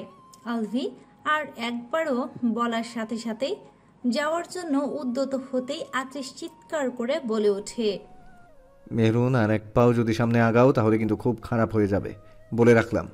আলভি আদ্রিসের দিকে এক পলক তাকিয়ে মেহরুনের হাত ধরে সামনের দিকে যেতে থাকে। আদ্রিস দৌড়ে গিয়ে হাত ধরে ফেলে মেহরুনের। থমকে যায় মেহরুন। মেহরুন এবার বেশ বিরক্ত নিয়ে বলে, আমি মানি না এই বিয়ে। ছাড়বো না। কি করবে তুমি? আদ্রিস নির্লিপ্তভাবে জবাব দেয়। আবারও আলভি যখন মেহরুনের হাত ধরে নিয়ে যেতে চাইল, তখনই এক টানে মেহেরুনকে নিজের সাথে মিশিয়ে নেয় আদ্রিস। ফলে মেহেরুন হকচকিয়ে যায়। আলভি অবাক হয়ে তাকায় ওদের দিকে। আদ্রিস দাঁতে দাঁত চেপে চিবিয়ে চিবিয়ে বলে, মেহরুন আমার বিবাহিতা স্ত্রী, ও এখানে আমার সাথেই থাকবে। আমি ব্যতীত ওকে জোর করার অধিকার কারণেই। আমিও দেখে নেব কে আমার কাছ থেকে আমার বউকে সরিয়ে নেয়। মেহেরুন ক্রুদ্ধ গলায় বলে ওঠে, আপনি আমার সরলতার সুযোগ নিয়ে আমার কাছ থেকে আমার পরিবারকে আলাদা করেছেন, এখন আমার ভাইকেও কেন আলাদা করতে চাইছেন আমার কাছ থেকে? আপনি বড্ড খারাপ মানুষ, এজন্য আপনার মতো মানুষকে দেখলেই আমার ঘৃণা হয় ভীষণ। আদ্রিস শক্ত করে চেপে ধরে মেহেরুনকে। মেহেরুন কোকিয়ে ওঠে। আদ্রিস আর এক মুহূর্ত সময় অপচয় না করে মেহেরুনকে হঠাৎ কোলে তুলে নিয়ে সিঁড়ি বেয়ে নিজ কক্ষে চলে যায়। আলভি হতভম্ব হয়ে তাকিয়ে থাকে। অরুণী মনে মনে বলে, মেহেরুনের কপালে কি আছে কে জানে। ঠাস করে বেশ কিছুটা জোরেই শব্দ করে দরজা আটকে দেয় আদ্রিস। মেহেরুনকে বিছানায় আলতো করে বসিয়ে দেয়। মেহরুন ভয়ে জড়সড় হয়ে গুটিসুটি মেরে বিছানার এক কোণে চুপ করে বসে থাকে। তীর তীর করে তার লাল গোলাপের পাপড়ির মতো ওষ্ঠদয় কেঁপে উঠতে থাকে। কিছুক্ষণ পর পর আদ্রিস এক পা করে এগিয়ে এসে মেহরুনের পাশে বসে। মেহরুনের চোখে অশ্রু টলমল করছে। আদ্রিস তা দেখে সযত্নে মুছে দেয়। গালটা টেনে নিয়ে মুচকি হেসে ফেলে, বলে, বোকা মেয়ে, কাঁদছো কেন তুমি? মেহরুন এবার ফুপিয়ে কেঁদে ওঠে। আদ্রিস বুঝতে পেরে নিজের বুকে জড়িয়ে নেয় মেহরুনকে। মেহরুন আদ্রিস হতে ছাড়া পাওয়ার জন্য ছটফট করতে থাকে। আদ্রিস ছেড়ে দেয় মেহরুনকে। ক্রন্ধনরত মেহরুনের থুতনিতে আলতোভাবে হাত রেখে মুখের কাছে মুখ এনে আড়ষ্ট কণ্ঠে বলে, একবার যখন আমার জালে ওতপ্রোতভাবে জড়িয়ে পড়েছ, তখন আমি হতে এত সহজে তোমার নিস্তার মিলবে না মেহরুন। কারণ আমার বাহু ডোরে আবদ্ধ তুমি। আমার মৃত্যুর আগ পর্যন্ত কিছুতেই তুমি ছাড়া পাবে না আমার থেকে। মেহরুন স্তব্ধ নয়নে তাকিয়ে থাকে আদ্রিসের পানে। দেয়াল ঘড়িতে ঘন্টা মিনিটের কাঁটা টিকটিক করে আওয়াজ তুলে জানান দিচ্ছে এখন রাত 12টা বাজতে প্রায় মিনিট 3 মতো বাকি। বাইরে মুষলধারে বৃষ্টি হচ্ছে। খানিক বাদে বিজলি চমকাচ্ছে, সেই সাথে প্রচন্ড দমকা হাওয়া বইছে। আকাশে ঘন ঘন কালো মেঘে জমেছে। বাতাসে তাণ্ডবে কিছুক্ষণ পরপর জানালার পর্দাগুলো উড়ে চলেছে। বিছানার পাশ ফিরতেই মেহরুনের জায়গায় হাত পড়তেই অনুভব করে বিছানায় নেই মেহরুন। ধরফরিয়ে উঠে বসে আদ্রিস। বাইরে থেকে আসা রোড লাইটের মৃদু আলোয় রুমের জমাট বাঁধা অন্ধকারে ভাবটা মিলিয়ে যেন কিছুটা এদিক ওদিক চোখ বুলায়, কিন্তু কোথাও মেহরুনের ছায়াও মেলে না। এত রাতে মেয়েটা গেল কোথায়? তবে ভেবেই চিন্তিত হয়ে পড়ে আদ্রিস। বিছানা ছেড়ে উঠে যায় সে। বিদ্যুৎ না থাকায় বেড সাইড টেবিল হতে টর্চ লাইটটা হাতড়ে নেয় সে। আলো জ্বালিয়ে বেলকুনির পথে পা বাড়ায়। সেদিকে গিয়েও হতাশ হয়। না, মেহরুন সেখানে নেই। বাসায় অন্য ঘরগুলোতে খুঁজছে, কিন্তু পেল না কোথাও মেহরুনকে। আবার আদ্রিস বেশ চিন্তিত হয়ে পড়ে। হঠাৎ ছাদ থেকে কারো নুপুরের পদধ্বনির আওয়াজ শুনতে পায় আদ্রিস। দেরি না করে তা দ্রুত পদে ছাদের পথে পা বাড়ায়। ছাদে গিয়ে মেহরুনকে দেখে থমকে যায় আদ্রিস। চোখের দৃষ্টি শীতল হয়ে যায় তার। সামনে আর এক পাও আগাতে পারে না সে। এত রাতে কাউকে কিছু না বলে পাগলের মতো বৃষ্টিতে ভিজতে আসার কারণ যে মেহরুনকে বকবে বা কিছু বলবে তা আর হলো কই। সেখানেই সে ঠায় দাঁড়িয়ে মনোমুগ্ধকর রূপসী মানবীকে মুগ্ধ নয়নে দেখতে ব্যস্ত হয়ে পড়ে। মেরুন রঙের একটি 3 পিস পরে বৃষ্টিতে ভিজছে মেহরুন। ফলে ভিজে যাওয়া জামাটা মেহরুনের গায়ের সাথে একদম লেপ্টে আছে। চোখে মুখে বৃষ্টি বড় বড় ফোঁটা পড়ছে অবিরত। ফলে তার সৌন্দর্য যেন বহু গুণে বৃদ্ধি পেয়েছে। চোখ বন্ধ করে আনন্দে হাত পা ছড়িয়ে বৃষ্টির সামনে ভিজেই চলেছে মেহরুন। কোমর অবধি খোলা লম্বা ঘন চুলগুলো ভিজে টপটপ করে পানি ঝরছে। এক মনে বৃষ্টিতে ভেজার কারণে আদ্রিসকে খেয়াল করেন মেহরুন। মেহরুন তো আর আপন মনে বৃষ্টিতে ভিজতেই ব্যস্ত। এবার হুঁশ ফিরে আদ্রিসের।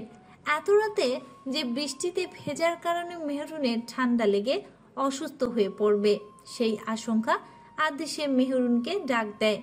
মেহরুন চমকে পেছনে তাকায়।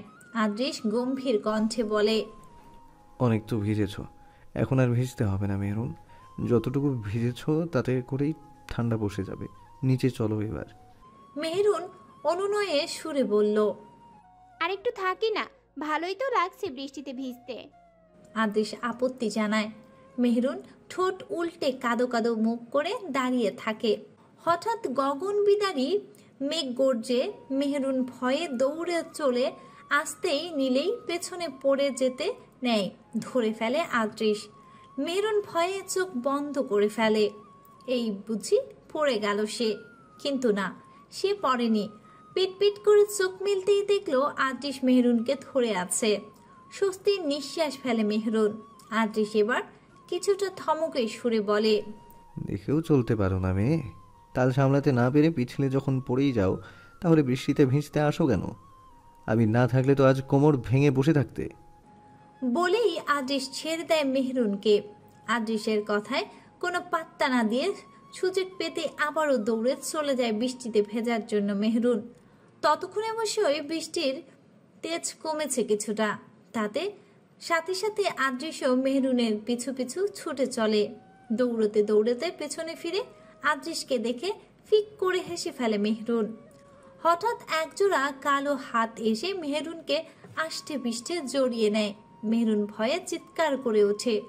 আদ্রিস ছুটে চলে সেদিক পানে, কিন্তু পথ যেন ফুরাচ্ছেই না। আশ্চর্য, মেহরুন হতে তার কয়েক কদমের ব্যবধান ছিল, তাহলে সে মেহরুনকে ধরতে পারছে না কেন? মেহরুন চিৎকার করে কাঁদতে কাঁদতে আদ্রিসকে বলল, আমায় বাঁচান আদ্রিস, ওরা আমায় বাঁচতে দিবে না। আদ্রিস ছুটে চলে সেদিকে, কিন্তু তার আগেই চোখের সামনে মেহরুনকে জমাট বাঁধা অন্ধকারের চাদরে মুড়ে নেয়। কোথাও কোনো অস্তিত্ব পাওয়া যায় না আর মেহরুনের। মেহরুন বলে চিৎকার করে ওঠে আদ্রিস। ঘুমের মধ্যে চিৎকার করতে করতে ধরফড়িয়ে উঠে বসে আদ্রিস। হালকা ঠান্ডার মধ্যেও সে অনবরত ঘেমেই চলেছে, সাথে সমানে কাঁপছে। আদ্রিসের চিৎকার শুনে ঘুম ভেঙে যায় মেহরুনের। দ্রুত উঠে বসে সে। আদ্রিসকে এমন করতে দেখে মেহরুন চিন্তিত সুরে বলল, কি হয়েছে আপনার? মাঝরাতে এমন করে চিৎকার করছেন কেন? নিজের পাশে মেহরুনকে সুস্থ স্বাভাবিক দেখে স্বস্তি ফিরে পায় আদ্রিস। তাহলে একটু আগে যা হয়েছিল তা কি স্বপ্ন ছিল? কি সাংঘাতিক স্বপ্ন! আর একটু হলেই তো প্রাণ পাখিটা উড়ে যেত। পরপর 3 বার থুতু দেয় বুকে। তবুও ভয়ের রেশটা যেন এখনো কাটেনি আদ্রিসের। এখনো সে যেন একটা ঘোরের মধ্যে আছে। ইতিমধ্যে চোখের পানি চলে এসেছে তার। মেহরুন বুঝতে পারে না কি হয়েছে আদ্রিসের। আদ্রিসের এমন অবস্থা দেখে মেহরুন আবারও বলল, আপনি এমন ঘামছেন কেন? পানি খাবেন? কি হয়েছে আপনার? আদ্রিস মেহরুনের দুগালে হাত রেখে উত্তেজিত কণ্ঠে বলল, তুমি ঠিক আছো তো মেহরুন? কিছু হয়নি তো তোমার? আমি থাকতে তোমার কিচ্ছু হবে না, ভয় পেও না তুমি। মেহরুন এবার বেশ বুঝতে পারছে আদ্রিস হয়তো কোনো দুঃস্বপ্ন দেখেছে, যে কারণে ভয় পেয়েছে ভীষণ। বেচারার জন্য মায়া হয় মেহরুনের। কি ভয়টাই না পেয়েছে আদ্রিস। তবুও আদ্রিসের কথার ভুল ধরতেই চিন্তিত ভঙ্গিতে গালে হাত দিয়ে বলল, নিজে ভয় পেয়ে আমায় বলছেন আমি যেন ভয় না পাই? আদ্রিস কিছু বলে না। মেহরুন যে সুযোগ বুঝে তাকে নিয়ে মশকরা করছে তা বুঝতে অসুবিধা হয় না তার। মেহরুনের দিকে এক পলক তাকিয়ে শক্ত করে মেহরুনকে জড়িয়ে নেয় নিজের বুকে। মেহরুন বোকা বনে যায় আদ্রিসের এমন কাণ্ডে। না চাওয়া সত্ত্বেও আদ্রিসের পিঠে হাত বুলিয়ে দেয় মেহরুন। আদ্রিসকে অনেক কষ্টে শান্ত করে, পানি খাইয়ে শুইয়ে দেয় সে।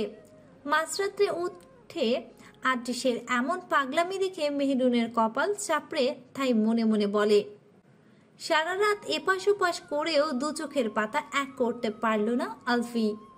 মাথায় রাজ্যের চিন্তা থাকলে কি আর ঘুম আসে কারো চোখে? ছোটবেলার বন্ধু এমন বিশ্বাসঘাতকতা মেনে নিতে পারছে না সে। মেহরুনের আবার কোনো ক্ষতি করে না বসে আদ্রিস? এসব চিন্তা করতে করতে মাথা ধরে আসছে যেন আলভির। আলভিকে অরুণী অনেকবার তাদের বাড়িতে থেকে যাওয়ার জন্য বলেছিল, কিন্তু সে থাকেনি। সোজা বাড়ি এসে নিজের কক্ষে চলে আসে। রাতের খাওয়াটুকু মুখে তোলেনি পর্যন্ত। মেহরুন চলে যাওয়ার পর বাড়িতে থমথমে পরিবেশটা কাটেনি এক্ষুনো। সব মিলিয়ে প্রচুর বিরক্ত সে। কপালে এক হাত ঠেকিয়ে তাই শুয়ে আছে বিছানায়। এমন সময় রুমে প্রবেশ করে কেউ। অন্ধকারে ছায়ামূর্তির মুখ স্পষ্ট বোঝা যায় না। ছায়ামূর্তিটি ধীর পায়ে আলফির দিকে এগিয়ে আসতে থাকে। রুমে কারো উপস্থিতি টের পেতেই চোখ মেলে সে দিকে তাকায় আলভি। এই অসময়ে মেহনত আকবরের আগমনে আলভি কিছুটা অবাক হয়ে উঠে বসে। চিন্তিত গলায় শুধায়, কোনো কি সমস্যা হয়েছে বাবা? মেহনত আকবর মাথা নাড়ালে ছেলের পাশে বসতে বসতে তিনি বললেন, কখন এলে তুমি? টেরও তো পেলাম না। এসেছি, তা প্রায় ঘন্টাখানেক হবে বোধহয়। খেয়েছো? কিছু খাইনি বললে হয়তো বাবা চিন্তিত হয়ে পড়বেন। এজন্য আলভি মাথা নাড়িয়ে সায় জানায়।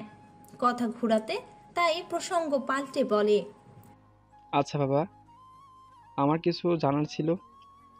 কি বলো?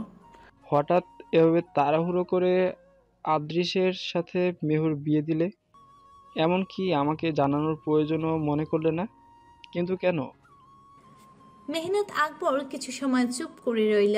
ফুস করে নিঃশ্বাস ছেড়ে বললেন, ওরা দুজন দুজনকে ভালোবাসে, তবে মেহরুন আমার এ বিষয়ে কোনো কথা বলেনি। ও যদি আমায় আগে থেকে বলতো তাহলে তো আর জল এত দূর গড়াতো না। শুধু শুধু অশান্তি ডেকে আনার কি কোনো মানে ছিল? আলভি বিস্ময়ে চাহনি তাকায় মেহনত আকবরের দিকে। কণ্ঠে অবাকতা এনে বলল, কি বলছো এসব? ওরা একে অপরকে ভালোবাসতো? ইম্পসিবল। আদ্রিস বলছে তোমায় এসব? মেহনত আকবর মাথা নেড়ে সায় জানায়। আলভি গম্ভীর কণ্ঠে বলল, আদ্রিস একটা বেঈমান, মিথ্যাবাদী। ওর কথা কেন বিশ্বাস করলে তুমি? ও আমার না থাকার সুযোগ নিয়েছে। আমি থাকলে এমন কিছুই হইতো না। খুব শীঘ্রই মিহু আর আদ্রিসের ডিভোর্সের ব্যবস্থা করে ঘরের মেয়েকে ঘরে ফিরিয়ে আনবো আমি। দরকার পড়লে ওর অনেক বড় জায়গায় ধুমধাম করে বিয়ে দিব আমি। মেহনত আকবর ছুটে গেলেন। ঝাড়ি দিয়ে বললেন, ভুলে যেও না আমি এখনও বেঁচে আছি। আমার থেকে বেশি বুঝতে যেও না। আমি যা করেছি ভেবে চিন্তাই করেছি। আদৃশের সাথে মেহরুন ভালো থাকবে। আলভি চুপচাপ করে বসে থাকে। মেহনত আকবর নিজেকে স্বাভাবিক করে বললেন, হ্যাঁ, আদৃশ অবশ্যই অন্যায় করেছে, কিন্তু তবুও বলছি আদৃশকে ভুল বুঝো না। ও যা করেছে তা তোমাদের ভালোর জন্যই করেছে। ও বলেছে সব আমায়। বাহ, এত কিছুর পরও ওকে ভুল বুঝবো না, চমৎকার। আসলে তোমরা কি করতে চাইছো? আমার বোনের জীবনটাকে একেবারে শেষ করে দিতে কি, তাই তো? মেহনত আকবর আলভির মাথায় হাত বুলিয়ে দিয়ে দীর্ঘশ্বাস ছাড়লেন। আলভির কথায় উত্তর না দিয়ে তিনি নিজের মতো করেই বললেন, আমার জীবনের সবচেয়ে বড় ভুল কী ছিল জানো? যারা আর নাজিয়াকে এ বাড়িতে ঠাঁই দেওয়া। আলভি বিস্ময় নিয়ে তাকায় মেহনত আকবরের দিকে। তার বাবা কি সব আবল তাবল বলছে। গাম্ভীর্য ঠিক রেখে তিনি আবারও বললেন, আমার ছোটো ভাইটা হঠাৎ মারা যাওয়ায় মা মেয়ে সম্পূর্ণ একা হয়ে পড়ে। তাদের থাকা খাওয়ার কোনো জোর ছিল না, কারো দুয়ারও তাদের ঠাঁই মেলেনি। শেষমেশ এসব দেখে তোমার মায়ের মনে ভীষণ মায়া হলো। তখন তাদের আমাদের বাড়িতে আশ্রয় দিচ্ছিলাম, কিন্তু কে জানতো তারাই আমাদের উপকারের প্রতিদান স্বরূপ পেছন থেকে ছুরি বসাবে। আলভি অবাক হয়ে বললেন, মানে আমি তোমার কথার কিছুই বুঝতে পারছি না বাবা। দাঁড়াও, সব বুঝিয়ে বলছি। মেহরুনের সাথে আদর্শের বিয়েটা আমি এমনি দিতে বাধ্য হয়েছি এক প্রকার। প্রথমে মেহরুনকে ভুল বুঝলো, আসলে দোষটা মেহরুনের নয়, আদৃশের প্ল্যান ছিল সব। আলভি ছুটে যায়। মাঝপথে মেহনত আকবরকে থামিয়ে বললেন, দেখেছো, আমি বলছিলাম না ও একটা লম্পট। আমার বোনের নামে মিথ্যা অপবাদ দিয়েছে ও। ওরা তো ওর অভিনয় ছিল। আলভি রেগে বলে ওঠে, ও তো মস্ত বড় এক অভিনেতা, নইলে আমার বিশ্বাস নিয়েও ছিনিমিনি খেলতো না। আমার পুরো কথা তো আগে শেষ করতে দাও, তারপর কথা বলো। মেহনত আকবর কিছু বলার জন্য উদ্যত হতেই দরজার ওপারে কারো ছায়া মূর্তি নজরে আসে তার। থেমে যায় তিনি। উঠে সে পথেই পা বাড়ায়। আলভি শুধু অবাকের উপর অবাক হচ্ছে। সব তার মাথার উপর দিয়ে যাচ্ছে। দরজা খুলতেই ভূত দেখার মতো চমকে উঠে যারা। মেহনত আকবর তীক্ষ্ণ দৃষ্টিতে তাকিয়ে থাকেন যারার দিকে। ধমকের সুরে বলেন, এত রাতে এখানে কি করছো তুমি? ভয়ে কেঁপে উঠে যারা। আমতা আমতা করে বলে, না মানে আসলে আলভি ভাইয়াকে একটু দেখতে এসেছিলাম। এত রাতে আলবিকে দেখে তুমি কি করবে? যারা কি উত্তর দেবে ভেবে পায় না। দাঁত দিয়ে সমানে নখ কামড়াতে থাকে সে। মেহনত আকবর এবার ঘাড় ফিরিয়ে আলভির দিকে তাকিয়ে বলে, তুমি কি যারাকে ডেকেছিলে? আলভি ভ্রু কুচকে বলল, কই না তো, ওকে কেন আমি ডাকতে যাব? যারা আরো বেশি ঘাবড়ে যায়। এবার সে কি করবে? যারাকে ঘামতে দেখে মেহনত আকবর বলল, এই ঠান্ডায় এত গামছা কেন তুমি? না মানে কিছু না, আমি এখন যাই তবে। যারা ভয়ে আমতা আমতা করে কোনো মতে কথাটা বলে। মায়ের কথা মতো তাকে আলভির রুমের সামনে আসতে হয়েছে। কিন্তু তার চাচাতো ভাইয়ের রুমের যে তার চাচা থাকে তা জানা ছিল না যারার। আর কোনো উপায় খুঁজে না পেয়ে তাই দৌড়ে চলে যায় নিজের রুমে। যারার চলে যাওয়ার দিকে মেহনত আকবর ভ্রকুচকে তাকিয়ে রইল কিছুক্ষণ। ওকে থামাতে চাইলেও পরে কি মনে করে আর থামালো না। আলভির পাশে গিয়ে পুনরায় বসলেন তিনি। আলভি জিজ্ঞেস করল, কি হয়েছে বাবা? যারা এত রাতে তোমার রুমের সামনে কি করতে এসেছিল সেটাই ভীষণভাবে ভাবিয়ে তুলছে আমাকে। হয়তো কিছু বলতে এসেছিল। তুমিও না, সামান্য একটা বিষয় নিয়ে কেন এত ভাবো? যদি কিছু বলারই থাকতো তাহলে ওভাবে দৌড়ে কেন চলে গেল? আর আমাকে ভূত দেখার মতো চমকেই বা উঠলো কেন? হয়তো তোমায় দেখে ভয় পেয়েছে ও। এমনিতেও ও বেশ ভয় পায় তোমাকে। তাছাড়াও আমি, মেহু আর যারা আমরা তিনজন মিলে কত গল্প করে রাত পাট করেছি। এ তো আর নতুন কিছু না। আর রইল ভয় পাওয়া। এত রাতে সাদা পাঞ্জাবি পরে আছো, এটা দেখলে তো যে কেউই বলবে চমকাবে। এটাই তো স্বাভাবিক। তুমিও না খামোখা কি সব আবল তাবল বকছো। ঘরে গিয়ে ঘুমিয়ে পড়ো, রাত হয়েছে অনেক। কথাটা বলেই হেসে ওঠে আলভি। মেহনত আকবর চুপচাপ তাকিয়ে থাকে আলফির দিকে। চলে যেতে যেতে তিনি বললেন, চোখ কান খোলা রেখে সাবধানে থেকো, নিজের খেয়াল নিজে রেখো। মানুষের বিপদ কিন্তু বলে কয়ে আসে না। যারা ভুক্তভোগী মেহরুন, তুমি ওর পথে পা বাড়িও না। আলভি বুঝতে পারলো বাবার কথায় মর্মার্থ। ফ্যাল ফ্যাল করে তাই চেয়ে থাকে একবার মুখের দিকে। মনে মনে সে বলল, আবার নির্ঘাত প্রেশার বেড়েছে, নয়তো পেট খারাপ। তা না হলে এমন উদ্ভট কথা কেন বললো? যেসব কথার আগামাথা কিছুই নেই। মেহনত আকবর দীর্ঘশ্বাস ছেড়ে চলে এলেন। মনে মনে বললেন, যার ভুক্তভোগী মেহরুন, তুমি ওর পথে পা বাড়িও না। তোমার কপালে শনি আছে আলবি। এতটা অবুঝ হলে চলবে কিভাবে? তার ছেলে মেয়ে দুটোই কতটা বোকা, সহজ সরল। তাদের পক্ষে তো এদের এসব ছলচাতুরি ধরাও সম্ভব নয়। এই ভেবেই তিনি চিন্তায় নিঃশেষিত হচ্ছেন। তার এখন সত্যি সত্যি যারা আর নাজিয়া সুলতানাকে সন্দেহ হচ্ছে। তবে কি আদৃশই সত্যি? মেহরুনের জন্য তো তা ও আদৃশ ছিল। আলভি কি হবে তবে? আকাশে সূর্যি মামা উঠে পড়েছে। ঘণ্টাখানিক হতে চলল। বেলা হয়েছে যথেষ্ট। মুখশ্রীতে তীব্র রৌদ্র পড়তেই পিটপিট করে চোখ মেলে তাকায়। আর মোড়া ভেঙে উঠে বসে মেহরুন। হাই তুলতে তুলতে দেয়াল ঘড়ির দিকে নজর পড়তেই দেখে ঘন্টা মিনিট কাটা সকাল 10টা ছুঁই ছুঁই। তড়িঘড়ি করে উঠে ফ্রেশ হয়ে নেয় সে। পুরো রুমে চোখ বুলিয়েও আতিশকে নজরে পড়ল না মেহরুনের। আপনা আপনি তাতে কপালে যৎকিঞ্চিত ভাঁজ পড়ে যায়। এদিক ওদিক তাকাতে তাকাতে রান্নাঘরের দিকে চলে আসে মেহেরুন। অরুণী রান্না করছে। মেহেরুনকে দেখতে পেয়ে অরুণী বাঁকা হেসে বলে, ঘুম ভাঙলো তবে মহারানী? মেহেরুন ইতস্তত বোধ করে। তার বিবাহিত বান্ধবীদের কাছ থেকে সে শুনেছে বাড়ির বউদের নাকি ঘরের সমস্ত কাজ একা হাতে সামলাতে হয়। পান থেকে চুন খসতেই নাকি তার খেসারত দিতে হয়। শাশুড়িরা তো আছেন, ননদরাও নাকি ভুল ধরার জন্য ওত পেতে থাকে বসে। আর এদিকে সে কিনা বাড়ির বউ হয়েও বেলা 10টা পর্যন্ত পড়ে পড়ে ঘুমোচ্ছে, অথচ অরুণী ননদ হওয়া সত্ত্বেও তার সাথে খারাপ ব্যবহারের পরিবর্তে ভালো ব্যবহার করছে। দুদিন হতে চলল মেহেরুন এ বাড়িতে বউ হয়ে এসেছে, কিন্তু তাকে এ পর্যন্ত একটা কাজও করতে দেয়নি অরুণী। সব নিজ হাতেই সামলে নিয়েছে। এসব ভেবে মেহেরুনের চোখে জল আসে। অরুণীর মতো এমন একটা ননদ পেয়ে সে নিজেকে ভাগ্যবতী মনে করেছে। মেহেরুনের দিকে এক পলক তাকিয়ে অরুণী আবার বলল, চুপ করে আসো যে, মন খারাপ তোমার? আদিশের সাথে আবার ঝগড়া হয়েছে বুঝি? দাঁড়াও, বাসায় আসুক বাদরটা, ওকে আচ্ছা করে বকুনি দিয়ে দিব। কষ্ট পেয়ে না তুমি।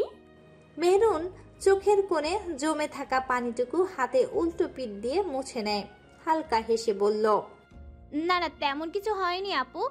তুমি না অনেক ভালো, তোমায় একটু জড়িয়ে ধরতে পারি? অরুণীর কাছ থেকে অনুমতি পাওয়ার আগেই অরুণীকে জড়িয়ে ধরে মেহেরুন। সকাল সকাল মেহেরুনের এমন পাগলামি দেখে হেসে ফেলল অরুণী।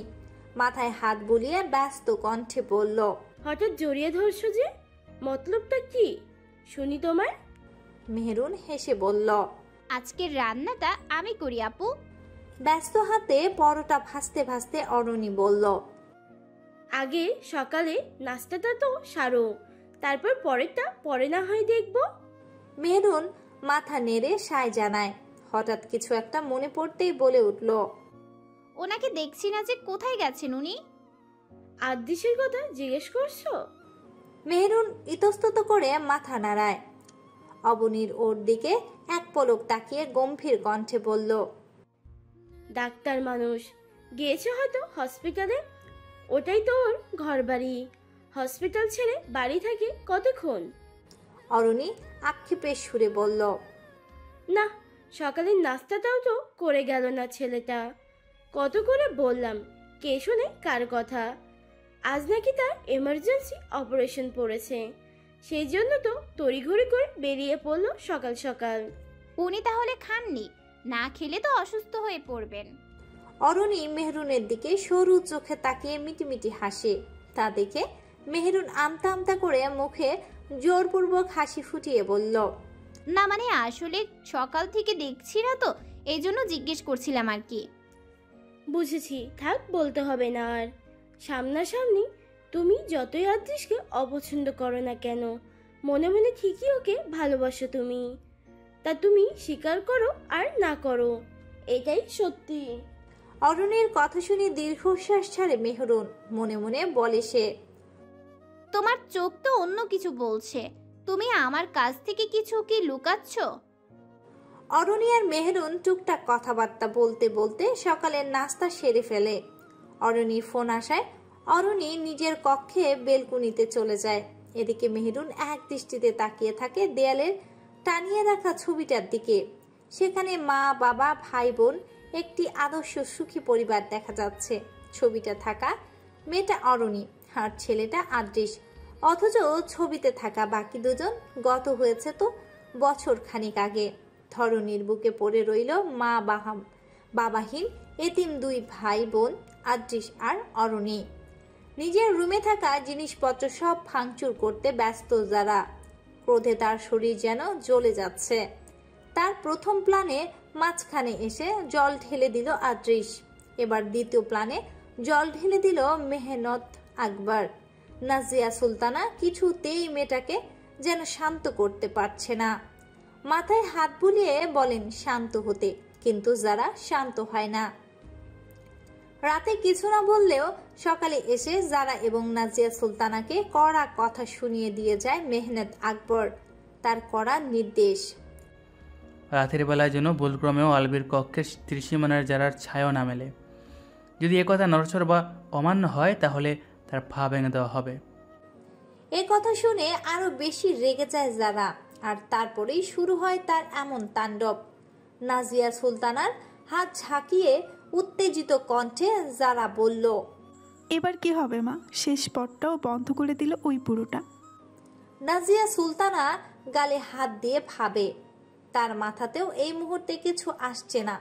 যারা রাগে গজগজ করতে করতে বেরিয়ে যায়। নাজিয়া সুলতানা চেয়েও আটকাতে পারে না মেয়েকে। বরাবরের মতো এবারও এই অপারেশনটাতে সাকসেসফুল হয়েছে আদ্রিস। নিজের কেবিনে এসে চেয়ারে হালান দিয়ে মাথাটা এলিয়ে দিয়েছে চেয়ারের উপর। সকাল থেকে পেটে দানা পানিও পড়েনি তার, এজন্য মাথাটা বেশ ঝিমঝিম করছে। ক্লান্ত ভঙ্গিতে রফিককে ডাকলো। সকালে কিছু খাওয়া হয়নি, আমার ক্ষুধা পেয়েছে, তাই খাবার নিয়ে এসো রফিক। রফিক মাথা নেড়ে চলে যায় খাবার আনতে। 15 মিনিটের মধ্যে খাবার নিয়ে হাজির হয় রফিক। আদ্রিস রফিককে দেখে হাসে। রফিক সারাদিন অনেক খাটাখাটি করে, ছেলেটাকে দেখলে বড় মায়া হয় তার। রফিক বসো, খেয়ে নাও। না স্যার, আমি খাবো না, আপনি খেলেই আমার খাওয়া হয়ে যাবে। ভ্রু কুচকে তাকায় আদ্রিস, গম্ভীর গলায় বলল, তুমি আমার মুখের ওপর কথা বলছো রফিক? যা বলছি তাই করো। কুইক, ফার্স্ট নাও। অগত্যা রফিক আর কোনো কথা না বাড়িয়ে আদ্রিসের সাথে খেয়ে নেয়। রফিক মনে মনে দোয়া করে আদ্রিসের জন্য। স্যার যেন খুব খুশি হন, যেন খুব খুশি একটা পরিবার হয়। বাকি পেশেন্টদের দেখতে দেখতে দুপুর গড়িয়ে প্রায় বিকেল হয়ে যায়। রোগী দেখা শেষ করে রফিককে নিয়ে বেরিয়ে পড়ে আদ্রিস। এখন আর হসপিটালে ভালো লাগে না তার। বাসায় সুন্দরী বউ রেখে কেই বা বাইরে থাকতে পারে, কথাটা ভেবেই আনমনে হাসলো আদ্রিস। গাড়ির পাশে দাঁড়িয়ে রফিককে সব বুঝিয়ে দিচ্ছিল আদ্রিস। এমন সময় কেউ একজন এসে বলল, আপনার সাথে আমার কিছু কথা ছিল আদ্রিস ভাইয়া। ঘাড় ফিরিয়ে দেখে ভ্রু কুচকে তাকায় আদ্রিস। এই অসময়ে এখানে যারাকে দেখে মেজাজ সপ্তম আকাশে চড়ে বসে তার। এই মেয়েটাকে দেখলেই প্রচন্ড রাগ হয় আদ্রিসের। ততক্ষণে রফিকও চলে যায় নিজের কাছে। যারা আদ্রিসের দিকে এগিয়ে আসতে আসতে আকুতি ভরা কণ্ঠে বলল, আমি আপনাকে নিজের চাইতেও বেশি ভালোবেসেছিলাম আদ্রিস ভাইয়া, বিশ্বাস করুন। কিন্তু আপনি আমার ভালোবাসা কেন বুঝলেন না? আদ্রিস থ হয়ে দাঁড়িয়ে থাকে। এই মেয়ে বলে কি এসব? এর মধ্যে কি বিন্দু মাত্র আত্মসম্মান ছিটে ফোটাও নেই নাকি? সেদিন যেভাবে অপমান করে তাড়িয়ে দিল, তারপরেও তো আদ্রিসের সামনে আর আসাই উচিত হয় না যারার। রাগে দাঁত চেপে আদ্রিস বলল, এই মেয়ে, তোমার লজ্জা করে না নিজের চাচাতো বোনের স্বামীকে উল্টাপাল্টা কথা বলতে? ভালোবাসি বলতে লজ্জা কিসের? আমি আপনাকে আগে থেকেই ভালোবাসতাম, কিন্তু তা বলার সুযোগ কই হলো? তার আগেই তো আপনি মেহরুনকে বিয়ে করে ফেললেন। মেহরুনের মধ্যে কি এমন পেলেন যা আমার মধ্যে নেই? শুনুন, মেহরুন আপনাকে একটুও ভালোবাসে না, ওকে ছেড়ে দিয়ে। নিজের রাগকে আর কন্ট্রোল করতে না পেরে ঠাটিয়ে দুটো চড় বসিয়ে দিল যারার গালে। গালে হাত দিয়ে অবাক হয়ে তাকিয়ে রইল আদ্রিসের দিকে যারা। আদ্রিস চিৎকার করে বলে উঠল, মেহরুন আমাকে ভালোবাসুক আর না বাসুক, আমি ওকে ভালোবাসি, এটাই সত্য। ওকেই আমি চাই, যেটা যে কোনো ওকেই আমি চাই, সেটা যে কোনো মূল্যে হোক। আর তুমি ভাবলে কিভাবে ওকে আমি ছেড়ে দেব? নেভার। পুরো পৃথিবীও যদি আমার বিরুদ্ধে চলে যায়, তবুও মেহরুনকে ছাড়ব না আমি। আর কি যেন বলছিলে? মেহরুনের মধ্যে কি এমন আছে? মেহরুনের মধ্যে আছে আত্মসম্মানবোধ, মান অপমানবোধ, যা তোমার মতো থার্ড ক্লাস 2 পয়সার নির্লজ্জ আশ্রিতা মেয়ের মধ্যে নেই। লজ্জা করলো না মেহরুনদের বাসার আশ্রিতা হয়ে মেহরুনেরই ক্ষতি করার জন্য উঠে পড়ে লাগতে? তোমার মতো মেয়ের তো মেহরুনের পায়ের নখেরও যোগ্যতাও নেই। তুমি 10 বার জন্মালেও ওর মতো হতে পারবে না কখনোই। আদ্রিসের কথা শুনে হাউমাউ করে কেঁদে উঠে, বদলে ক্রুড়ো হাসল যারা। চরের প্রতিশোধ তো নিয়েই ছাড়বে সে। আদ্রিসকে বরবাদ করতে পারলেই তবেই যারার শান্তি মিলবে। বেলকুনি হতে চাপা কান্নার আওয়াজ মেলে। অরুণীর ঘরের সামনে দিয়ে যাচ্ছিল মেহেরুন। হঠাৎই কান্না করুণ সুর কর্ণকুহরে ঠেকতেই পা থেমে যায় তার। 7-5 না ভেবে অবনীর রুমে পথে পা বাড়ায় মেহেরুন। আদৃশের কথা শুনে হাউমাউ করে কেঁদে উঠে বললে ক্রু হাসলো যারা। সে এখানে প্ল্যান করেই এসেছে। একবার আদৃশ তাকে ধোকা দিয়েছে, এবার সে এমন চাল চালবে যে আদৃশ তার কথা শুনতে বাধ্য হবে। আশেপাশে একবার চোখ বুলিয়ে নিল যারা। লোকজন তেমন একটা নেই বললেই চলে। এখন তো সুযোগ। এবার নিজের গায়ের উপর থেকে ওড়নাটা টান দিয়ে সরিয়ে ফেলে সে। যারা মনে মনে ভাবতে থাকে পুরুষ মানুষ তো সৌন্দর্যের পূজারী আর দেহের পাগল হয়। সোজা কথায় কাজ না হলে দেহের প্রলোভন দেখিয়ে যদি আটকে রাখা যায়, আদৃশ এবার ঠিকই আটকাবে। কথাটা ভেবেই হেসে ওঠে যারা। সত্যি নিজের বুদ্ধির তারিফ করতে হয়।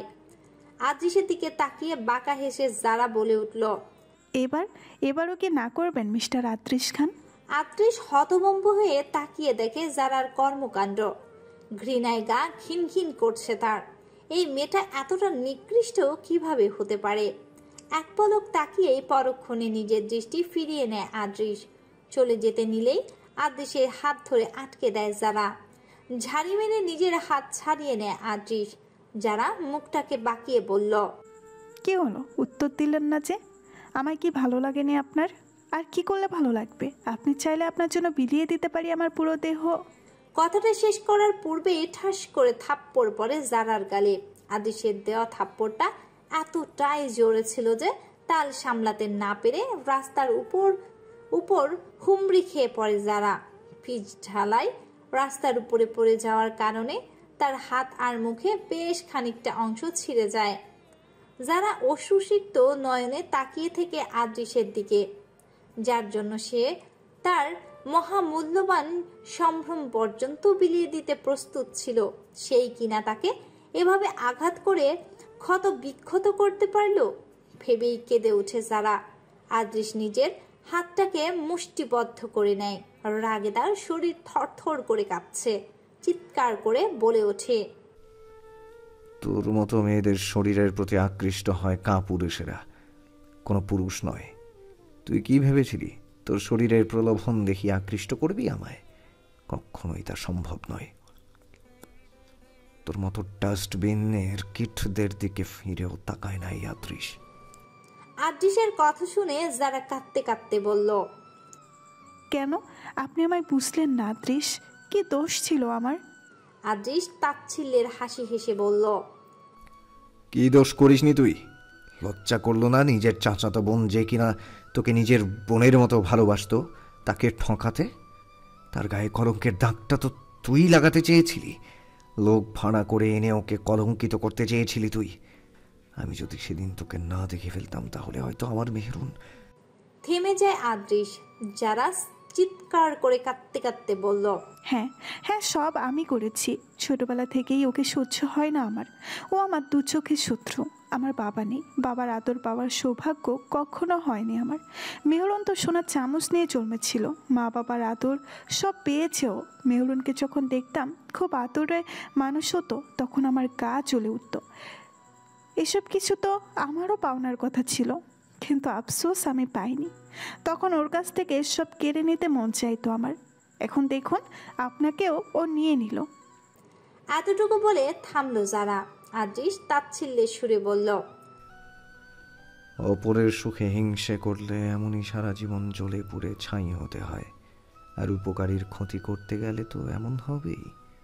তবে তুমি যদি এসব না থামাও তাহলে তোমার কপালে কিন্তু দুঃখ আছে। তুমি আমায় চেনো না মেয়ে, ভালোভাবে বলছি, চুপচাপ সরে যাও। এতে তোমারই ভালো। আমার মেহরুনের গায়ে যদি একটা আঁচও লাগে তাহলে কিন্তু ছাড়বো না আমি তোমায়। আদৃশ কতটা ভয়ঙ্কর হতে পারে সে বিষয়ে বিন্দুমাত্র ধারণা নেই তোমার। কথাটা যেন মাথায় থাকে। কথাগুলো এক নাগারে বলেই জারার দিকে এক পলক তাকায়, যে দৃষ্টিতে ছিল শুধুই ঘৃণা। হনহন করে গিয়ে গাড়িতে বসে পড়ে। জারার সাথে কথা বলা বা শোনার কোনোটাই বিন্দু মাত্র ইচ্ছে নেই আদৃশের। পেছন থেকে অনেকবার ডাকে যারা, কিন্তু আদৃশ কোনো পাত্তাই দেয় না। ফোনটা হাতে নিয়ে কাউকে ফোন করে। ফোনে কথা বলতে বলতে গাড়িটা স্টার্ট দিয়ে সোজা চলে যায় নিজের গন্তব্যে। জানা পেছন থেকে চিৎকার করে বলতে থাকে, আমিও দেখে নিব কিভাবে সুখে থাকো তোমরা। এর শেষ আমি দেখেই ছাড়বো। আমি যখন সুখে নেই তখন কিছুতেই মেহরুনকেও সুখে থাকতে দিব না। ধুলোবালি ঝেড়ে উঠে দাঁড়ায় যারা। এবার তাকে নতুনভাবে সাজাতে হবে সবকিছু। সামনে আর একটা পথই খোলা আছে তার জন্য।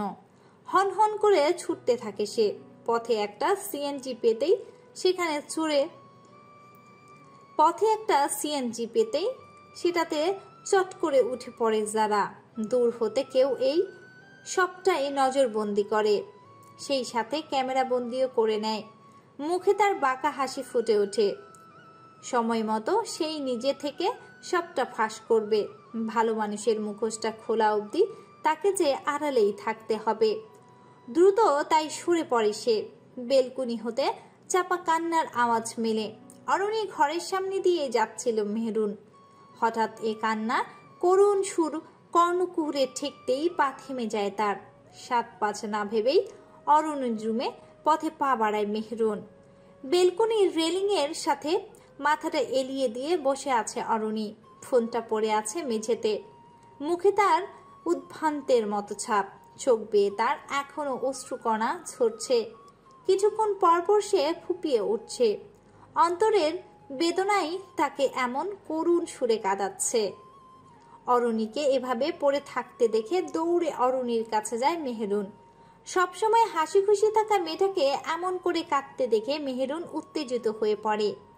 নানান চিন্তা ঘুরপাক খায় তার মস্তিষ্কে করটিতে, কিন্তু মুখ ফুটে কিছু বলার সাহস পায় না। শেষমেশ আর মুখ বুজে না থেকে ক্রন্ধনরত অরণির গালে 2 হাত রেখে উত্তেজিত হয়ে তাই মেহরুন জিজ্ঞেস করেই বসল। অরণি চকিত তাকায় মেহরুনের দিকে। অসময়ে মেহরুনের আগমনে চমকায় অরণি। তবে কি মেহরুন শুনে ফেলেছে? সত্য গোপন করতে তাই দ্রুত হাতের উল্টো পিঠ দিয়ে চোখ মুছে মুছে নেয়। মুখে জোরপূর্বক হাসি ফুটিয়ে বলল, কই কিছু হয়নি তো, তেমন কিছু নয়।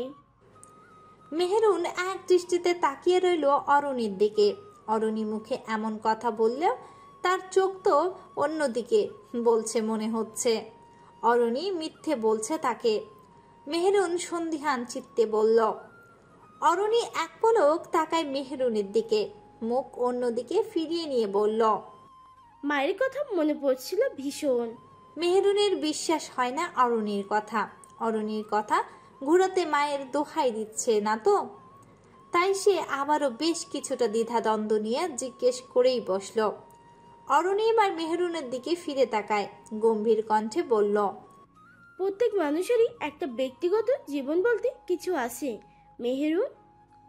আমারও নিশ্চয়ই তেমন ব্যক্তিগত জীবন বলতে কিছু রয়েছে। আমি চাই না নেক্সট টাইম তুমি আর ইন্টারফেয়ার করো আমার লাইফে। মেহরুন হোঁচট খায়। অরণির বলা কথাটা ভীষণভাবে আঘাত পায় মেহরুন। এ কদিনে সে অরণির দিকে বোনের মতোই ভাবতে শুরু করেছিল। তাই তো অধিকার খাটাতে মেহরুন অরণিকে কাঁদতে দেখে জিজ্ঞেস করেই ফেলে। তাকে হাই করার জন্য তো বলেনি কিছু। মেহরুন করুণ কণ্ঠে বলল, সরি আপু, আমি আসলে বুঝতে পারিনি। আমি তোমায় হেয় করার জন্য বলিনি। আসলে আমার তো আর কোনো অধিকার নেই তোমায় জিজ্ঞেস করার তোমার ব্যক্তিগত জীবন নিয়ে। এ ভুল আর কখনো হবে না আপু।